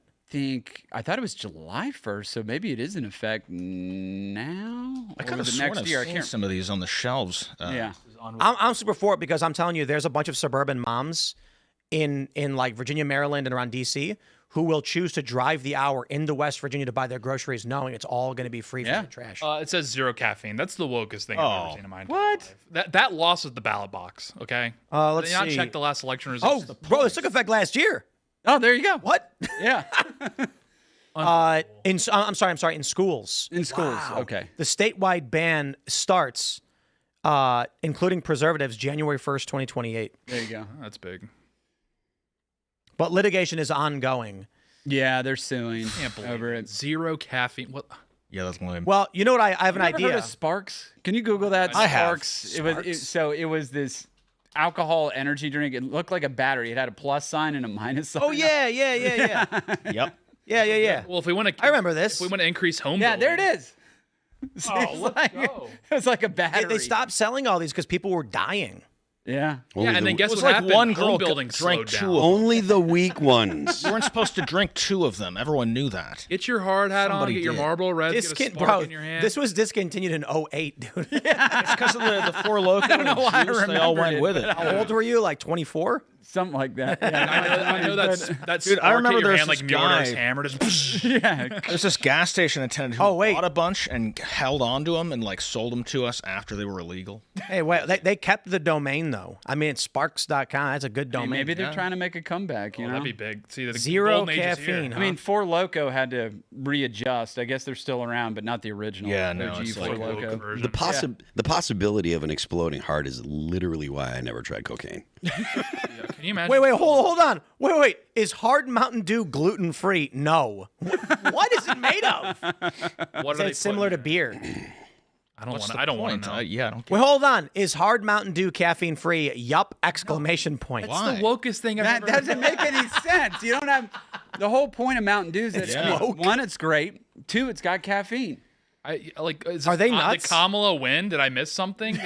But hold on. They're saying it's just beer. It's just like Mountain Dew flavored beer. What? That's All right, lame. I'm not for that. What is going on? No, like, Riley, bro, can you here's what we're propose gonna something do. in the house? I'm gonna buy a Mountain Dew and I'm gonna put a shot of tequila in it. What about Yeah. Monster? Look, they have one. That of goes these good too. with pineapple. Buy one of these new flavors, down a couple No-Dos, rip the Mountain Dew. There's still sugar in it. You'll be great. All right, if you say so. I'll do it for the show Thursday. You know, nobody really drinks anymore. Now, They have like this crazy shelf of booze, and like a couple of years ago, people would come in and be like, "Oh yeah, I'll pour a scotch," and nobody drinks anymore. I don't drink People at come all. in, yeah, they come in like, no, thanks. It's like Everyone's- we got some Louis over there, So gay. Everyone's like, live longer. and annoying. Usquebbich. You would like that, Tate. That's like Scottish or something. Ah, Yeah, Usquebac. make your hair red. Oh, wait. Usquebac. I don't know. it's very like native name. And then we have Lafroig too. Lefroy. You can get a Yeah. little French on us. No, that's Irish, I think. Ooh. Or it might be Scottish. I don't know. Awkward. Yeah, something like that. Regardless, focusing there And was then there's something from Mexico, but it's like a skeleton guy. I don't know what that is. there is a beverage in Scotland that is banned in the U.S. It's called Buckfast. I don't know if you know anything about Buckfast. It's a tonic wine that has like 200 milligrams of caffeine in it. Oh my god. And it was causing so much civil disruption that they had to like ban it in the United States because it was like they just call it domestic abuse juice is what they would call it. The abuse juice. And Abuse juice. For similar reasons, they don't sell liquor on Sunday in Texas because everyone would lose their jobs on Monday. that makes a lot of sense. Yeah. So Well, I don't care how we do it. We just gotta bring testosterone back. You know, that's why I like what Hegseth is doing. He's like, if you're in the military, we're gonna give you tea. We're gonna all these soldiers are gonna be just jacked and like, I want to fight. Yeah. But we need to get young men to just start. I mean, listen. The truth is, the ladies would love it. Not like the young women. Nobody wants to be around a whiny, portly fella who just is weak and doesn't want to get the job done. So the guys got to get the testosterone up. They got to stop. You're correct me if I'm wrong, but something about like body fat converts testosterone to estrogen or something like that. Is that what it is? something like that. Yeah. Something like that. Yeah. So you got to lose weight. You got to lose weight. You got to exercise. You got to lift. You got to run. You got to do fun stuff. And then when the guys are all swinging from monkey bars and doing parkour or whatever, they'll be jacked, and you get all the ladies. This is the funny thing, you know, with like the red pill dating stuff. These incel guys will be like, women just want a ripped Chad, so get ripped. Like literally, you can just go to the gym. You know, it played a big role in this. And you think about how many there are still around today. IPAs. Oh, my IPAs. yeah, that hit us like crack. I mean, that IPA? Yeah. That hit the white community like crack. so- Disgusting. Yeah, so it was like it was like an epidemic. Yeah. It's like earwax. And that stuff, and somebody will correct me if I'm wrong. There is some amount of estrogen, I Yeah. believe, What? in IPA. yeah. Back It's when like, why are millennials so liberal? It's like, hello. So you got the IPAs. I mean, there's some of these things that are 300 calories a pop. And you what's- know? back when and back, what- back when IPAs were like a big thing, I was just drinking straight vodka. So I never, Oh yeah, it's got I never got into phytoestrogens. it. See? What? Crazy.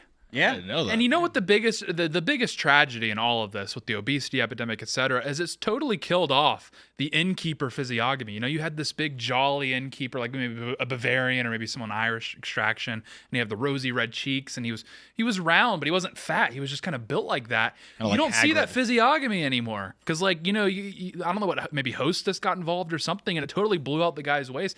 We used to have these guys everywhere. They used to be all over the place, and they were Yeah, with like trusted- handlebar mustaches. You know? Yeah, and they were trusted individuals, and they're just gone. Like Mike Ditka. And they talk like this. Like the Mike Oh. Ditka build. Mike Ditka now, I don't want to pick on any other head coaches in the NFL, but they would look like that. Do you mean like distended bellies? Yeah, that's a sign of trust. It's a sign of picturing like a prosperity. You know, the Hagrid Chinese said this was a sign of prosperity, and they might have been onto something. The guy nowadays when people are have too much weight on them, it's oftentimes like gelatinous. You know what I mean?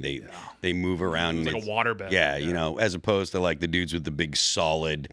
Oh bellies yeah. that you're talking So about. I used to work construction. I was a welder. That's what I did for a living. And you would have these massive human beings on the job site, big, like, but not like kind of like we were talking about, just huge, visceral fat. You know, but just big guys that were strong as hell. That I mean they're big around, but they could also lift like steel beams above their head. Yeah. You know what I mean? If I don't cut it out with the cookies, I'll end up like that. Chocolate chip cookies, man, and ice cream. Ice cream. Oh boy. Yeah, I know. It's just what's happening to this country. It's just a disgrace, really. Ice cream. And thankfully, the Trump administration stepped in to return the innkeeper physiognomy, which has been a big innkeeper. Yeah, it's been a bit. If you look up innkeeper physiognomy, it'll come up with the guy I'm talking about. Well, that's a real thing. It's a real thing, and it's been this blind spot in our country for some time now. Mm-hmm. You can look at old pictures of like the Nebraska line, like like the offensive line. We lost that physiognomy. They're all just like fat now, and they used to just be big. Wait, this is a literal scientific medical term. Yeah, it's a thing. I wouldn't make that up. Physiognomy. I'm precise with my words when it comes to physiognomy. The traditional literary and historical stereotype that associates an innkeeper's character, morality, and role with specific facial and bodily features in classical literature. And they're gone. They disappeared. Oh my God. Mm-hmm. You know, it's a shame. That's him. That's him. The innkeeper physiognomy. That's him. Trustworthy innkeepers stay the same shape. It's true. And we lost this. We lost this as a country. Well, Tate, start packing on the pounds, and you can be the trustworthy innkeeper. Everyone's like, Tate, why haven't you like completely cut? It's like, because I don't want to give up on this. You're gonna have to lose that neck you've got there. That guy just kind of looks fat to me. I know. How can I like get the gullet just like boom? Traps. This is crazy. It needs to be like, that's just trust. He has trust building. Well, he's got. This is like NIH.gov has a write up on this. I'm not kidding. Yeah, it's a thing. Here's look at this one. It's real. So there's more than just surfaces and appearances, character, physiognomy, and communication in Charles Dickens and Wilkie Collins. A Message from the Sea. This is the real red pill people weren't ready for. You know, people are like, oh, the red pill. Tell me about like this, that. That we need the fat Scottish guy to serve us beers. Yes. Yeah. Instead, now it's weed. Now it's your sketchy weed dealer, and you're smoking pot, and you got these THC, this, that. Physiognomy. I'm just gonna. I hate it all. Bring back the innkeeper. I'm just gonna mention this for no reason because I was at like an inn in the UK because it was like a hotel where I was staying when I went there, and the first floor had like a bar and restaurant. And you know, in the UK, like, have you seen these? They're like almost like slot machines. Yeah. You can put in a pound and then play games, and if you do really well, you win money. You ever see those? One of these games is the spot the difference. Oh. And it shows you two squares. And I'm so insanely good at that. I was printing money from these machines. It was weird. I was like, I don't understand why I can just keep making money. Why are they letting me do this?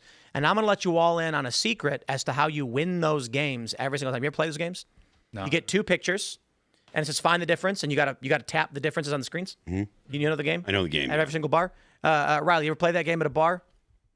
You get two images. Yeah. It's not related to the innkeeper.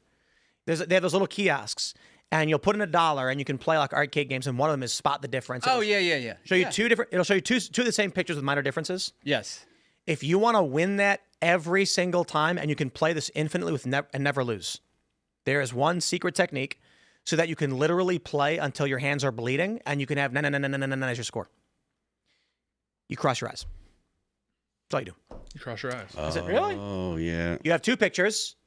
You cross your eyes. The pictures overlap in your field of vision. And every difference starts blinking in your field of vision. You'll see it blinking sort of back and forth between the error. So different colors start to they look weird because they look like they're two different colors at the same time.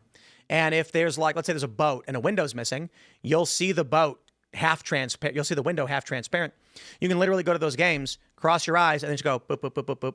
Next level, boop, boop, boop, boop, boop. So in the UK, they had this machine where if you got to level 16, it would give you £1. And then if you got to level 17, it'd give you £2. Like once you got that far and the timer's going really quick, I'm just going like like Just free money. Printing money. Unlimited money glitch. Yeah, I was able to realistically make like a few pounds per hour. Like it wasn't that easy because what they would do is after level 17, the pictures would go like this and tilt. Oh, they're trying to throw off the cross-eyed people. Mm-hmm. Yep. But every time I go to a bar with my friends and they have one of those kiosks, I'd walk right up and be like, I'll get 12 million points and then I'll leave. No one will ever beat that score. Yeah. Yeah. That's the secret. Tim has the secret sauce. Well, my brother came up with it. He told me to do it. I don't know. He just crossed his eyes and put the pictures together and went, and then I was like, interesting. I just saw this in relation to the conversation we were having about marijuana and nicotine and stuff. It's the hard times create nicotine men create good times create weed guys create hard times. That's pretty accurate. Pretty accurate. That is so true. That's true. You know, I mean, look, man, there have been times in my life where I would smoke marijuana, and it does make you lethargic. It makes you kind of just want to sit around and play video games. When I was smoking cigarettes, man, it never made. Well, me let's feel just like let's just be real. Back in the day, nicotine men would give a woman a firm, open-palmed slap on the bottom. Weed men sit in the corner of the room, glazed, just staring at the women as they walk by and go, man. That's it. Oh, and these people, and the potheads mobilize. No one mobilizes like the potheads too. Like, I think the most brutal reply to like ratio I've ever seen in my life was Sagar and Jetty, because he tweeted out, something about the weed declassification. He just said, marijuana is the smell of civilizational decay.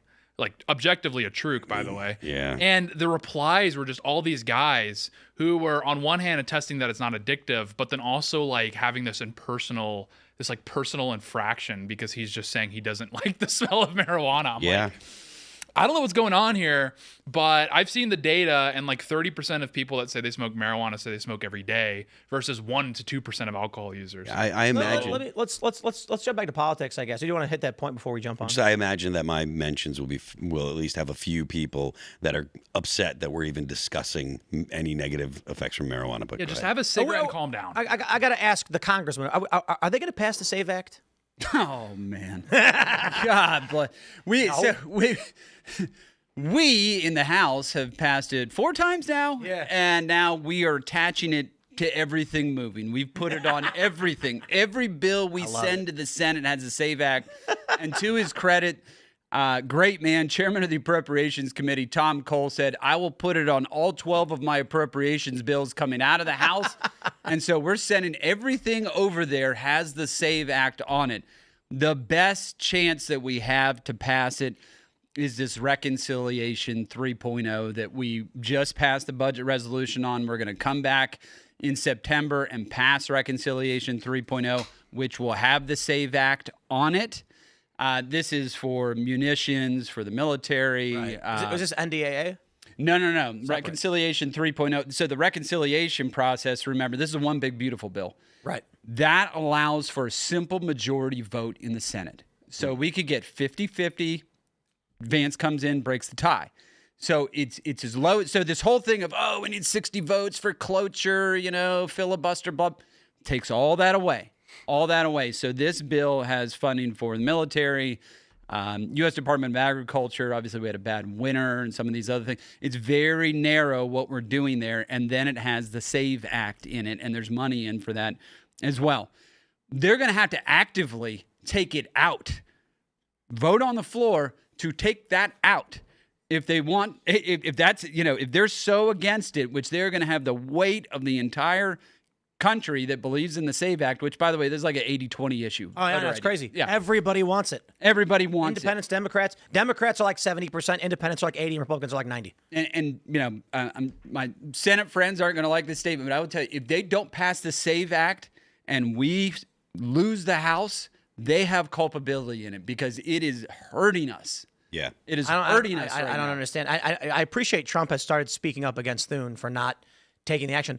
I think we should just get rid of the filibuster, go simple majority, just get the job done.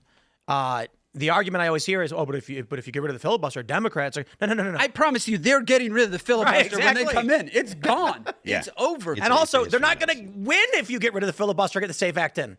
You don't got to worry about it. Yeah, my controversial hot take on the whole Senate is, aside from the SAVE Act thing, I want to get rid of the 17th Amendment. I don't think we should be directly electing senators. Anyway. We need to get rid of it. That was the true intent of the founders. We changed that in the early 1900s. But it needs to go. We shouldn't be doing these direct elections. Legislatures should be. And by the way, if it was left to the legislatures, we'd have 60 freaking Republican seats right now in the United States Senate. And the point is, it makes the people of a state know who their state senators and reps are. You don't vote for your senator. You vote for your state legislative body, who then appoints a senator from your state to the federal government, because the senator represents the state, not the people. And we the states need to repeal the 17th. And the states have no check on their federal elected reps right now. Right. Yep. No check on them. You're not gonna recall them. It's not gonna happen. No, that's not gonna happen. This puts a check, and to your point, which is so important, it puts focus back on the state legislatures. Most people don't know who their state rep is. You know what I find just the funniest thing ever is when you see these campaign ads where like a rep will be like, I'm going to clean up this town or kind of thing. It's like you're running for federal Congress. Like you're going to represent the town to the federal government. Right. It's the local representatives and your state government that are going to clean up the town. But people don't understand this anymore. So they believe that when they vote for a member of federal Congress, it's a person who's going to be voting on bills for their city, which to a certain degree does happen. Sure. Yeah. But you need to know who your state rep and state senator is because they're the ones who are going to come knock on your door and you're going to say, hey, we got a sewage leak. And they're the ones who are going to be focused on that. Yeah. If you want to find the person who's going to affect your day to day more than anybody, it's likely your county commissioner. Yeah. Yeah, your garbage doesn't get picked up. You're like, I'm calling my congressman. People do. Yeah, they do. You get calls like that, I imagine. Oh, right? yeah. Do you just be like, let me get somebody, I'll try and help Hey, you. we got this pothole. We got this. It's like, that's like 90% chance that's probably the state or the county. You know? But you still have to do the work. Yes. You still have to be like, let me help you on this. Yeah, one. and You we just help. turn into And a we switchboard operator. And so we always help. We go, we talk to the state, we talk to the county, but people should be looking at their state and local Yes, reps. That's where it's absolutely. at. People just we've lost this, and this country would be substantially better because people would be like, they would go to the town halls or council meetings and be like, hey, you appointed a bad senator. They have to hold their state accountable, which affects the grassroots and will fundamentally bring back control to the people. What's happening right now is we're sort of skipping over the people because popular vote for senator is lowest common denominator statewide. If you make sure that there's that level of state senator and state rep, you are now creating stronger roots to the community as you move up the chain to federal government and beyond. Right now, we're skipping over all of our state governance. And so you're ending up with senators who don't represent any community in their state, just the lowest common denominator of people scattered across the state. Yeah, I'm not a fan of it. Exactly. You put the power back in, and this is that also solves, by the way, the whole term limit question, particularly on the Senate. Oh, easily, yeah. Yeah, and look, if the state legislature decided we're going to keep him for 3-4 terms, there's probably a pretty good reason. Highly unlikely because eventually people would say, we want a new guy. Yep. No, and- man, could you imagine? Florida would always have just like the best senators. The silver lining on this would be the fact that it would really piss off the DSA types because they want to get rid of the Senate and we'd actually restore the Senate to its proper and it place. also And goes strengthen the back state to, senates. and to point about an hour ago, we're a republic. We are a republic. We're not a direct democracy. The Democrats want direct democracy on everything. We are a republic, and this returns us to that principle of a constitutional republic as we are in this country. How do we do that? I'm for it. So I think it was Ben Sass who said this years ago when he was a senator, I believe. Correct? Yeah, he was. It's been a minute, and he said we got to get rid of the 17th. And then I thought about it for a while, and I was like, I don't know, that sounds crazy. And then I read what he had to say about it. I think I watched a video of it, and then I read through it, and I was like, yeah, we got to get rid of that. That's crazy. How do you do it? You got to amend the Constitution, so it takes 2/3 to do it. It's in the Constitution, so it takes constitutional amendment to be able to do it. But to me, I think anybody who is watching this, start looking into this. This makes a lot of sense to do something like this. Returns power back to the state and accountability. Not to mention, so you had John Cornyn lose the Republican primary down in Texas. Yep. They spent over $100 million on his primary. I mean, insane. To beat Tallarico, we're going to spend 150, who knows, $200 million down. Does that make any sense? That doesn't make sense. The best business you could start right now is open a news organization called the Texas Independent, and you just cater to independent voters because you're going to get both Democrats and Republicans dumping all of the ad dollars they can on your publication. Mm-hmm. You just make $20 million, and then you're done. Come back. Oh yeah, look, there he is, Ben Sass. Yeah, I read this National Review. Ben Sass calls for repealing 17th Amendment, eliminating popular vote Senate elections, and I was like, what? That sounds crazy. And then I read about it, and I was like, wow. Yeah, it was Wall Street Journal op-ed. I could not agree Make the Senate great again. Agreed. Yeah. This poor guy's got cancer right now. Yeah, real bad. And the treatment is really, really rough. I've seen some pictures, and he is really struggling. It sucks. But You know, he's putting out some wisdom though right now, and I could get behind some Democrats if they just got rid of the gay communism stuff. Like like that's the biggest complaint I think most moderates have. The problem is they keep trying to wield gay communism like the One Ring. Yes. You can't. Yes. You can't control it. And now they're getting eaten alive in New York, in Colorado, and watching Fox News, watching CNN. Harry Enton's like the Democratic Party's favorability is -26. It's because regular people don't like gay communism. They don't, and we literally ran against it. Best ad. They are for they, them, and we are for you. You know, it's 3-point swing. They Democrat political action committees tracked this, and they found that it wasn't necessarily Trump, but it was the Republican Kamala is for they, them ad campaign resulted in a 2.7% swing from Democrat to Republican. Great ad. And GLAAD said their assessment isn't conclusive on votes, but found it resulted in a 3 to 4% drop in support for trans rights. Yep. That's insane. So Donald Trump, real quick, brought up Caitlin Collins, Dylan Mulvaney. Yeah. Dylan Mulvaney comes out and says, "Why are you saying my name?" And I'm like, Dylan responding is everything Trump could have asked for. Yep. To reignite an issue that Americans are animated by. Yeah, and look, he is, to me, the great communicator politically. He is now, as you said, reopen that conversation, which is how we won. 2, we've all been trying to figure out how to talk about this DSA takeover and all this. Trump's just calling them what is it? It's straight up communism. It's communism. Yep. That's exactly what it is. If you go, and I'd urge anybody to go take a look at this, the difference in between Espaillat, who lost his primary to one of these Mondami primary challengers, they're both Dominican. He's actually born in the DR. She's not. They both speak Spanish. They're both left-wing lunatics on immigration, all this other stuff. What's the one difference in between the two of them? She had converted to Islam recently, and he was not. He had been supportive of Israel at some point in his career, and that's a big question. I think what's going on in this country in terms of the Democrats is what's happening in Europe. I'll give you an example like France. It's the red-green coalition. Yep, red-green. It's the red-green coalition, the communists and the Islamists. But the Islamists, of course, don't much care for communists, but they know that they're useful. Yeah. They're useful idiots in this. Mm-hmm. I mean, you can what look happened to the 1979 in Iran? Yeah, The mullahs and the communists went. That's exactly what happened there. Yeah. I wrote a piece about it on my Patreon. You can go check it out at patreon.com/ForTheRemains. It's free. But yeah, like the left and the communists, they don't have the ability.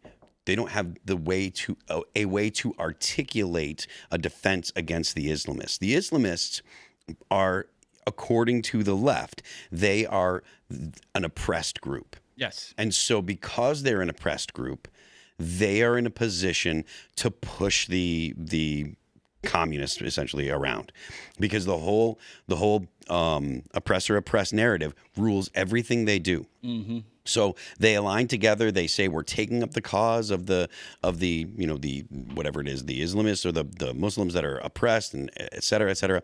But then once they've defeated the right, then the Islamists will turn on them. And I think it was 40,000 people were killed in Iran. Yeah. That were there. on the left by the Islamists. Like you do not have a means to defend yourself from these people, because you can't even say things that would offend them, never mind actually defend yourself. And if the Islamists and the left do beat the right, the Islamists will slaughter the left. They've done it every single time. Every single time they have done that, but they're just looking at how deranged they are over on that side, and these useful idiots where it's like, we're trans people for free Palestine. Yeah. It's like, let me know how that goes. Well, the problem is they have to beat the right first. Yes. And so, like, if they were to win, we'd never find out because we're all going to the gulag anyway. So, we'll be making big rocks into little rocks. Yeah. Yeah, But yeah, the idea that they're able to align together. Even now, you see it in Europe where there are pro-Palestine demonstrations, and they're kicking out the people that are waving the LGBT. Yeah, exactly. There was just an Islamist in Berlin that drove a car into a pride parade. Oh, and you see the videos Saw of that. the progressives blaming white people for it? Yeah, Yes. of course, of course. Yeah. No, it's real. It's because almost like they're in I'm not going to conflict with blame an reality. entire religion, but white men and what it's like. Oh God. Yeah, it's because they don't actually have contact with reality. Again, they are in conflict with reality. Like the Islamists are not going to welcome them in. And the wildest part is that they've all bought into this narrative that the Islamists are complaining about the colonizers and the colonizers. Is there any faith that has colonized more than Islam? Nope. Have you looked at That's a map their of the goal. jihad versus the crusade? Mm-mm. Let me see if I can find this. We brought it up on the show like a couple of years ago. I just love pulling up this map. Let me see if I can find a good jihad map. It's insane when you look at it. Is this it? No. That's modern. That's modern. We don't want the. Oh, that's crazy too. Yikes. I'm gonna pull that in just while I'm looking for the historical Modern jihad map. Yeah. This is like, yeah, this is the modern one, Wow. and it's like, yikes. That's crazy. No, I was looking for the historical. The Ottoman Jihad versus the Empire crusade. was awful large. Half of Spain was controlled by Muslims for a long time. Moors, yeah. Yeah, I mean, We're not related, by the way. fair enough. But you know, Here you go. This is it. There you go. Can we make this big? So the top one is the jihad, and you can see all of the battles, the spread. The green is where they took over, and the conflicts were the red dots. Here's the crusade battles. So this was a big viral thing on the internet several years ago, where some guy made a video where he said, "Let's compare the jihad to the crusade," and it's like, yeah, there's no question. The crusades were microscopic. Yeah. No, and the Crusades, by the way, were very specific in protecting pilgrims who were trying to go to the Holy Land from Europe. There was a which, by the way, had gone on for, I think, 400 years or something like that. They had been targeting Christian pilgrims trying to go to the Holy Land. And that's how this came about. Pope Urban II and everybody else, and made a call out there to protect these pilgrims. And a lot of it was private. People think that this was, the country of France, or that these were families and houses that decided we're going to go protect these Christian pilgrims on their way down, and then ultimately ended up securing the city of Jerusalem and then other outposts in there. Now, obviously, it's war. Terrible things happen. Got all that. But you can look at this map. It speaks for itself. Yeah. Yeah. But And, you can't see as close in there, but it's like, don't remember, like, Austria, that was like 1683. That Yeah. was like, if you're looking in the span of history of all these things, not too terribly long ago. recently, yeah. I mean, when was Islam? When was Islam established as a religion? It's like 400 years or something after Christianity. I could be wrong Was in the about that. 600s? Yeah, 600s. I can't remember the exact. Let's see. 638. I think it's six. Yeah, The 610. DLC. 610. 630. I went on. Muhammad's death was in 632. So Muhammad was born in 610 and he died in 632. It was an expansion pack. Yeah. DLC. Yeah. When I say 638, you're supposed to go 637. But yeah, I Going once, mean, going twice. the left has no defense against this. They have Yes, absolutely. they do. It's just it's what they do when you bring up anything. They change the subject, or they say you're obsessed with Trump. No, I mean they don't have any defense against the Islamists. Oh, you're saying when the Islamists come to just wipe them out. Should, They're like- should the right? I thought you meant like the lose? argument. No, because when you no. try to argue the left, they'll just change the subject. Yeah, no, they'll argue till they're blue in the face that the right is wrong. But should the right not be there as a bulwark against both the left and the Islamists will have no problem killing them. Yeah, en the masse. left is being hoodwinked by the Islamists who are using them to fulfill their prophecy. You say hoodwinked, but that implies that they're being fooled, and I don't think they are. I think that they are just refusing to acknowledge reality. I think they do have a line through in terms of just one similarity, and it's control. And they both have different ways of doing that and controlling civilization. Ultimately, though, and we conservatives are a bigger threat to Islam than obviously the useful idiots of the left, because many of us are people of faith. We're Christians. Obviously, there's Jews. People who believe, and that is more threatening to them than some transgender rights activists marching down the street in San Francisco. This is a civilizational conflict that we're involved with, and the entire Western civilization rests on 3 pillars. It's Christianity, Greek philosophy, and Roman law. Yeah. And if you pull one of those pillars out, the whole thing falls apart. Yeah, I mean, I've heard other people talk about the 3 pillars of Western society, and it really is true. Like, without any one of those foundational philosophies or whatever, you don't have the United States. You don't have the West as a culture. And even though all of Europe, there's very different cultures throughout Europe, they are really based on, Greek philosophy, on Roman Law. Thank you very much. Yeah, and look, we are, to me, the United States. We are the apex of Western civilization. We're the top. We're the culmination of the promises made in the Magna Carta. Yeah, we are at the top of it. Unfortunately, Europe right now is like hospice for the Western civilization. It's in the death throes, the decline. Hopefully, they can turn it around.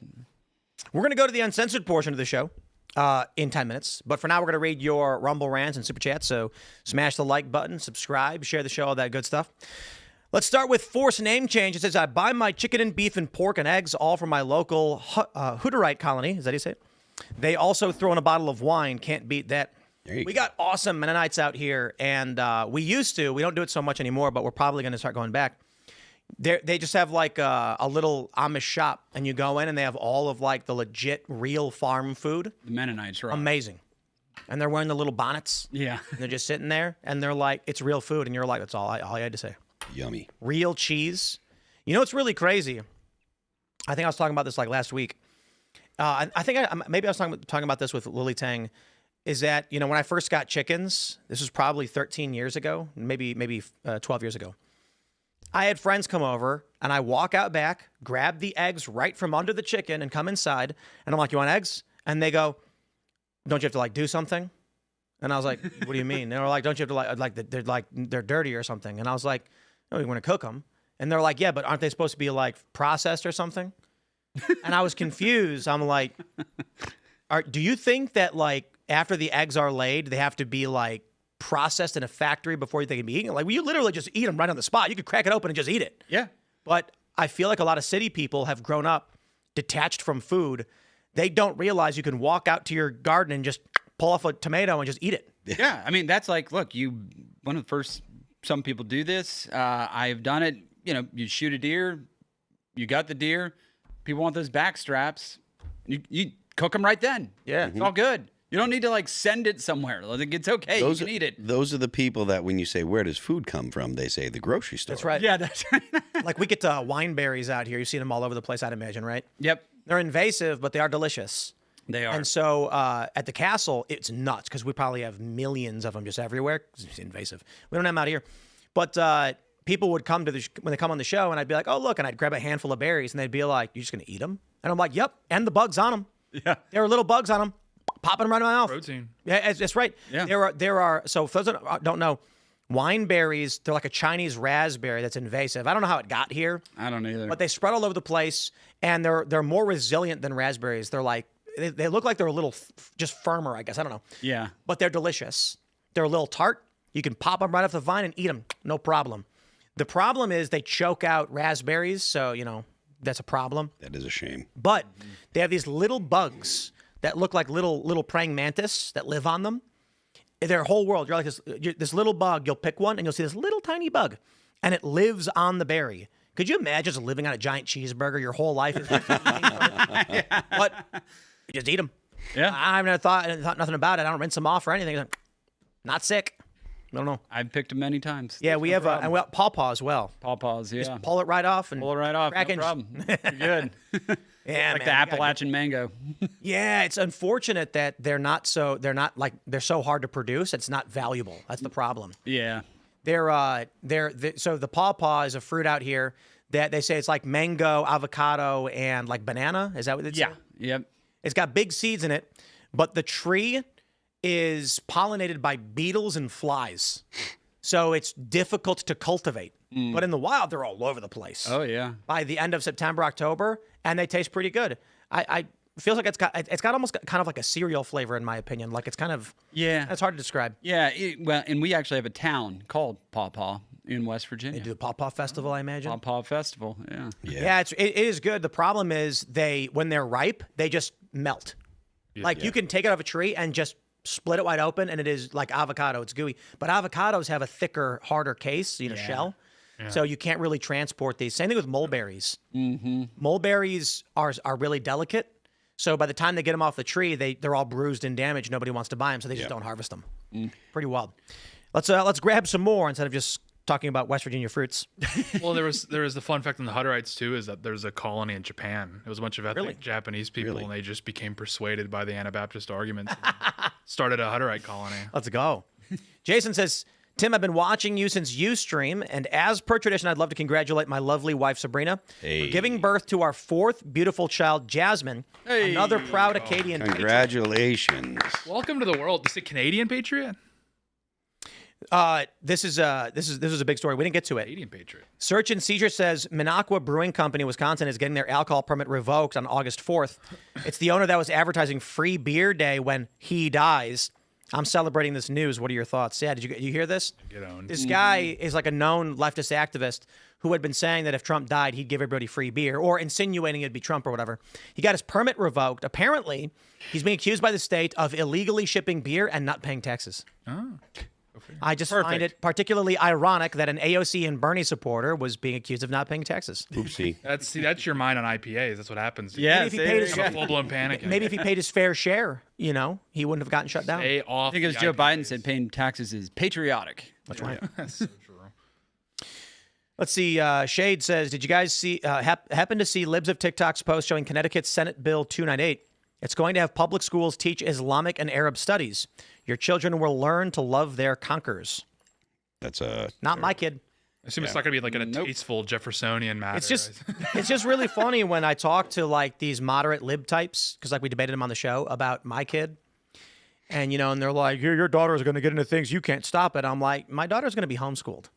She is not going to one of these wackaloon public schools where an agent of the state will indoctrinate my child. Now, I'm not trying to be a dick. I know some people, they have no choice because you require dual income. Your mom, the wife is working, mom's working, dad's working.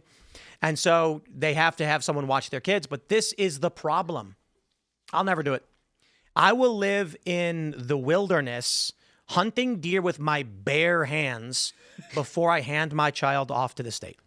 Well, when your child's old enough, don't forget to sign up for the Hope Scholarship here in West Virginia. Let's go. Homeschool kids and private school kids are eligible for their portion of state taxpayer dollars that can go to homeschool or private school, roughly around $5,000 right now. You know what my wife really wants to do, and I think it's a really good idea, because we talked about it. So Cask Brew Coffee Shop is open in Martinsburg. Yeah. And there is a small child's play area. It's small. Just in the back corner, there's toys, there's books. Can probably accommodate 3 or 4 kids at a time, but it's closed, so you know where your kid's going to be. If you're sitting down, you can sit down next to him. But my wife wants to they do these play places where it's not like a jungle gym or anything. It's a bunch of educational toys and things to climb on, and parents bring their kids there, and the kids run around and play.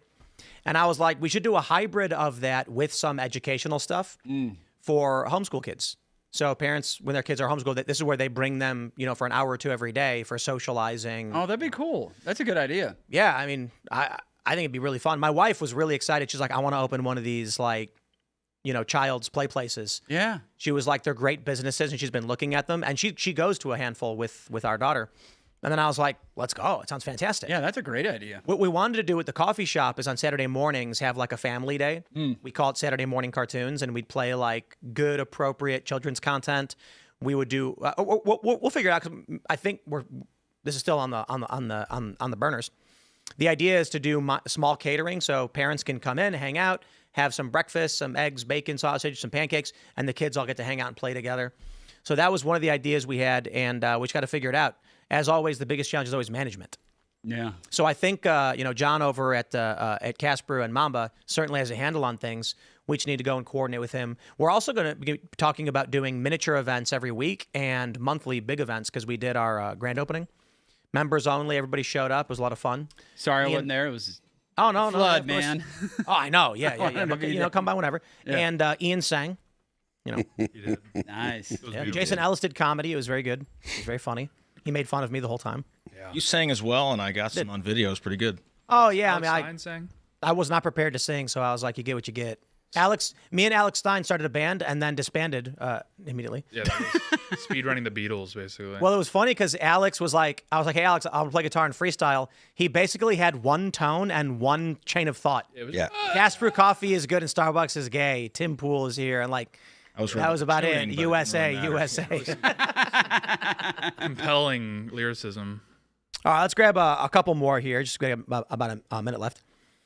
Merck says, Tim, they taste like Mountain Dew. I rarely drink anymore, but got these from Wally World on the 4th, as it was the most America-ish I've seen in a while. Delicious, not like beer at all. Okay, cool. There you go. We'll give Mountain Dew the benefit of the doubt, but no caffeine makes me, I have questions. Strong anecdote. Let's try and grab a couple of these. We got Toasted Butter 1776 says, want to announce the birth of another patriot. Let's go. A couple of weeks late, but need to honor the tradition. Mom did great. Baby is healthy. Have more babies. Welcome to World Patriot. Get to More work. babies. Grind and get Get to posting. work. Get an X count like now. Post. Immediately. Google Gaga, whatever. It works. Helps. I won't even we won't even put pictures of our kid out on the internet, but he's can be an already, anon. The baby's he's already, an anon. he's All right, gonna put last one. Kyle Zoker says, with great honor, I get to continue Timcast tradition. Please welcome Joy Liberty, a blessing from the Lord for a man to fill his quiver. Psalm 127, 3-5. Welcome to Congratulations. Joy Liberty. That's a lot of pressure there. That's a big name. Big name. Congratulations. Hey, we're going to go to the uncensored portion of the show at rumble.com/Timcast IRL. So hit that like button. Hit it.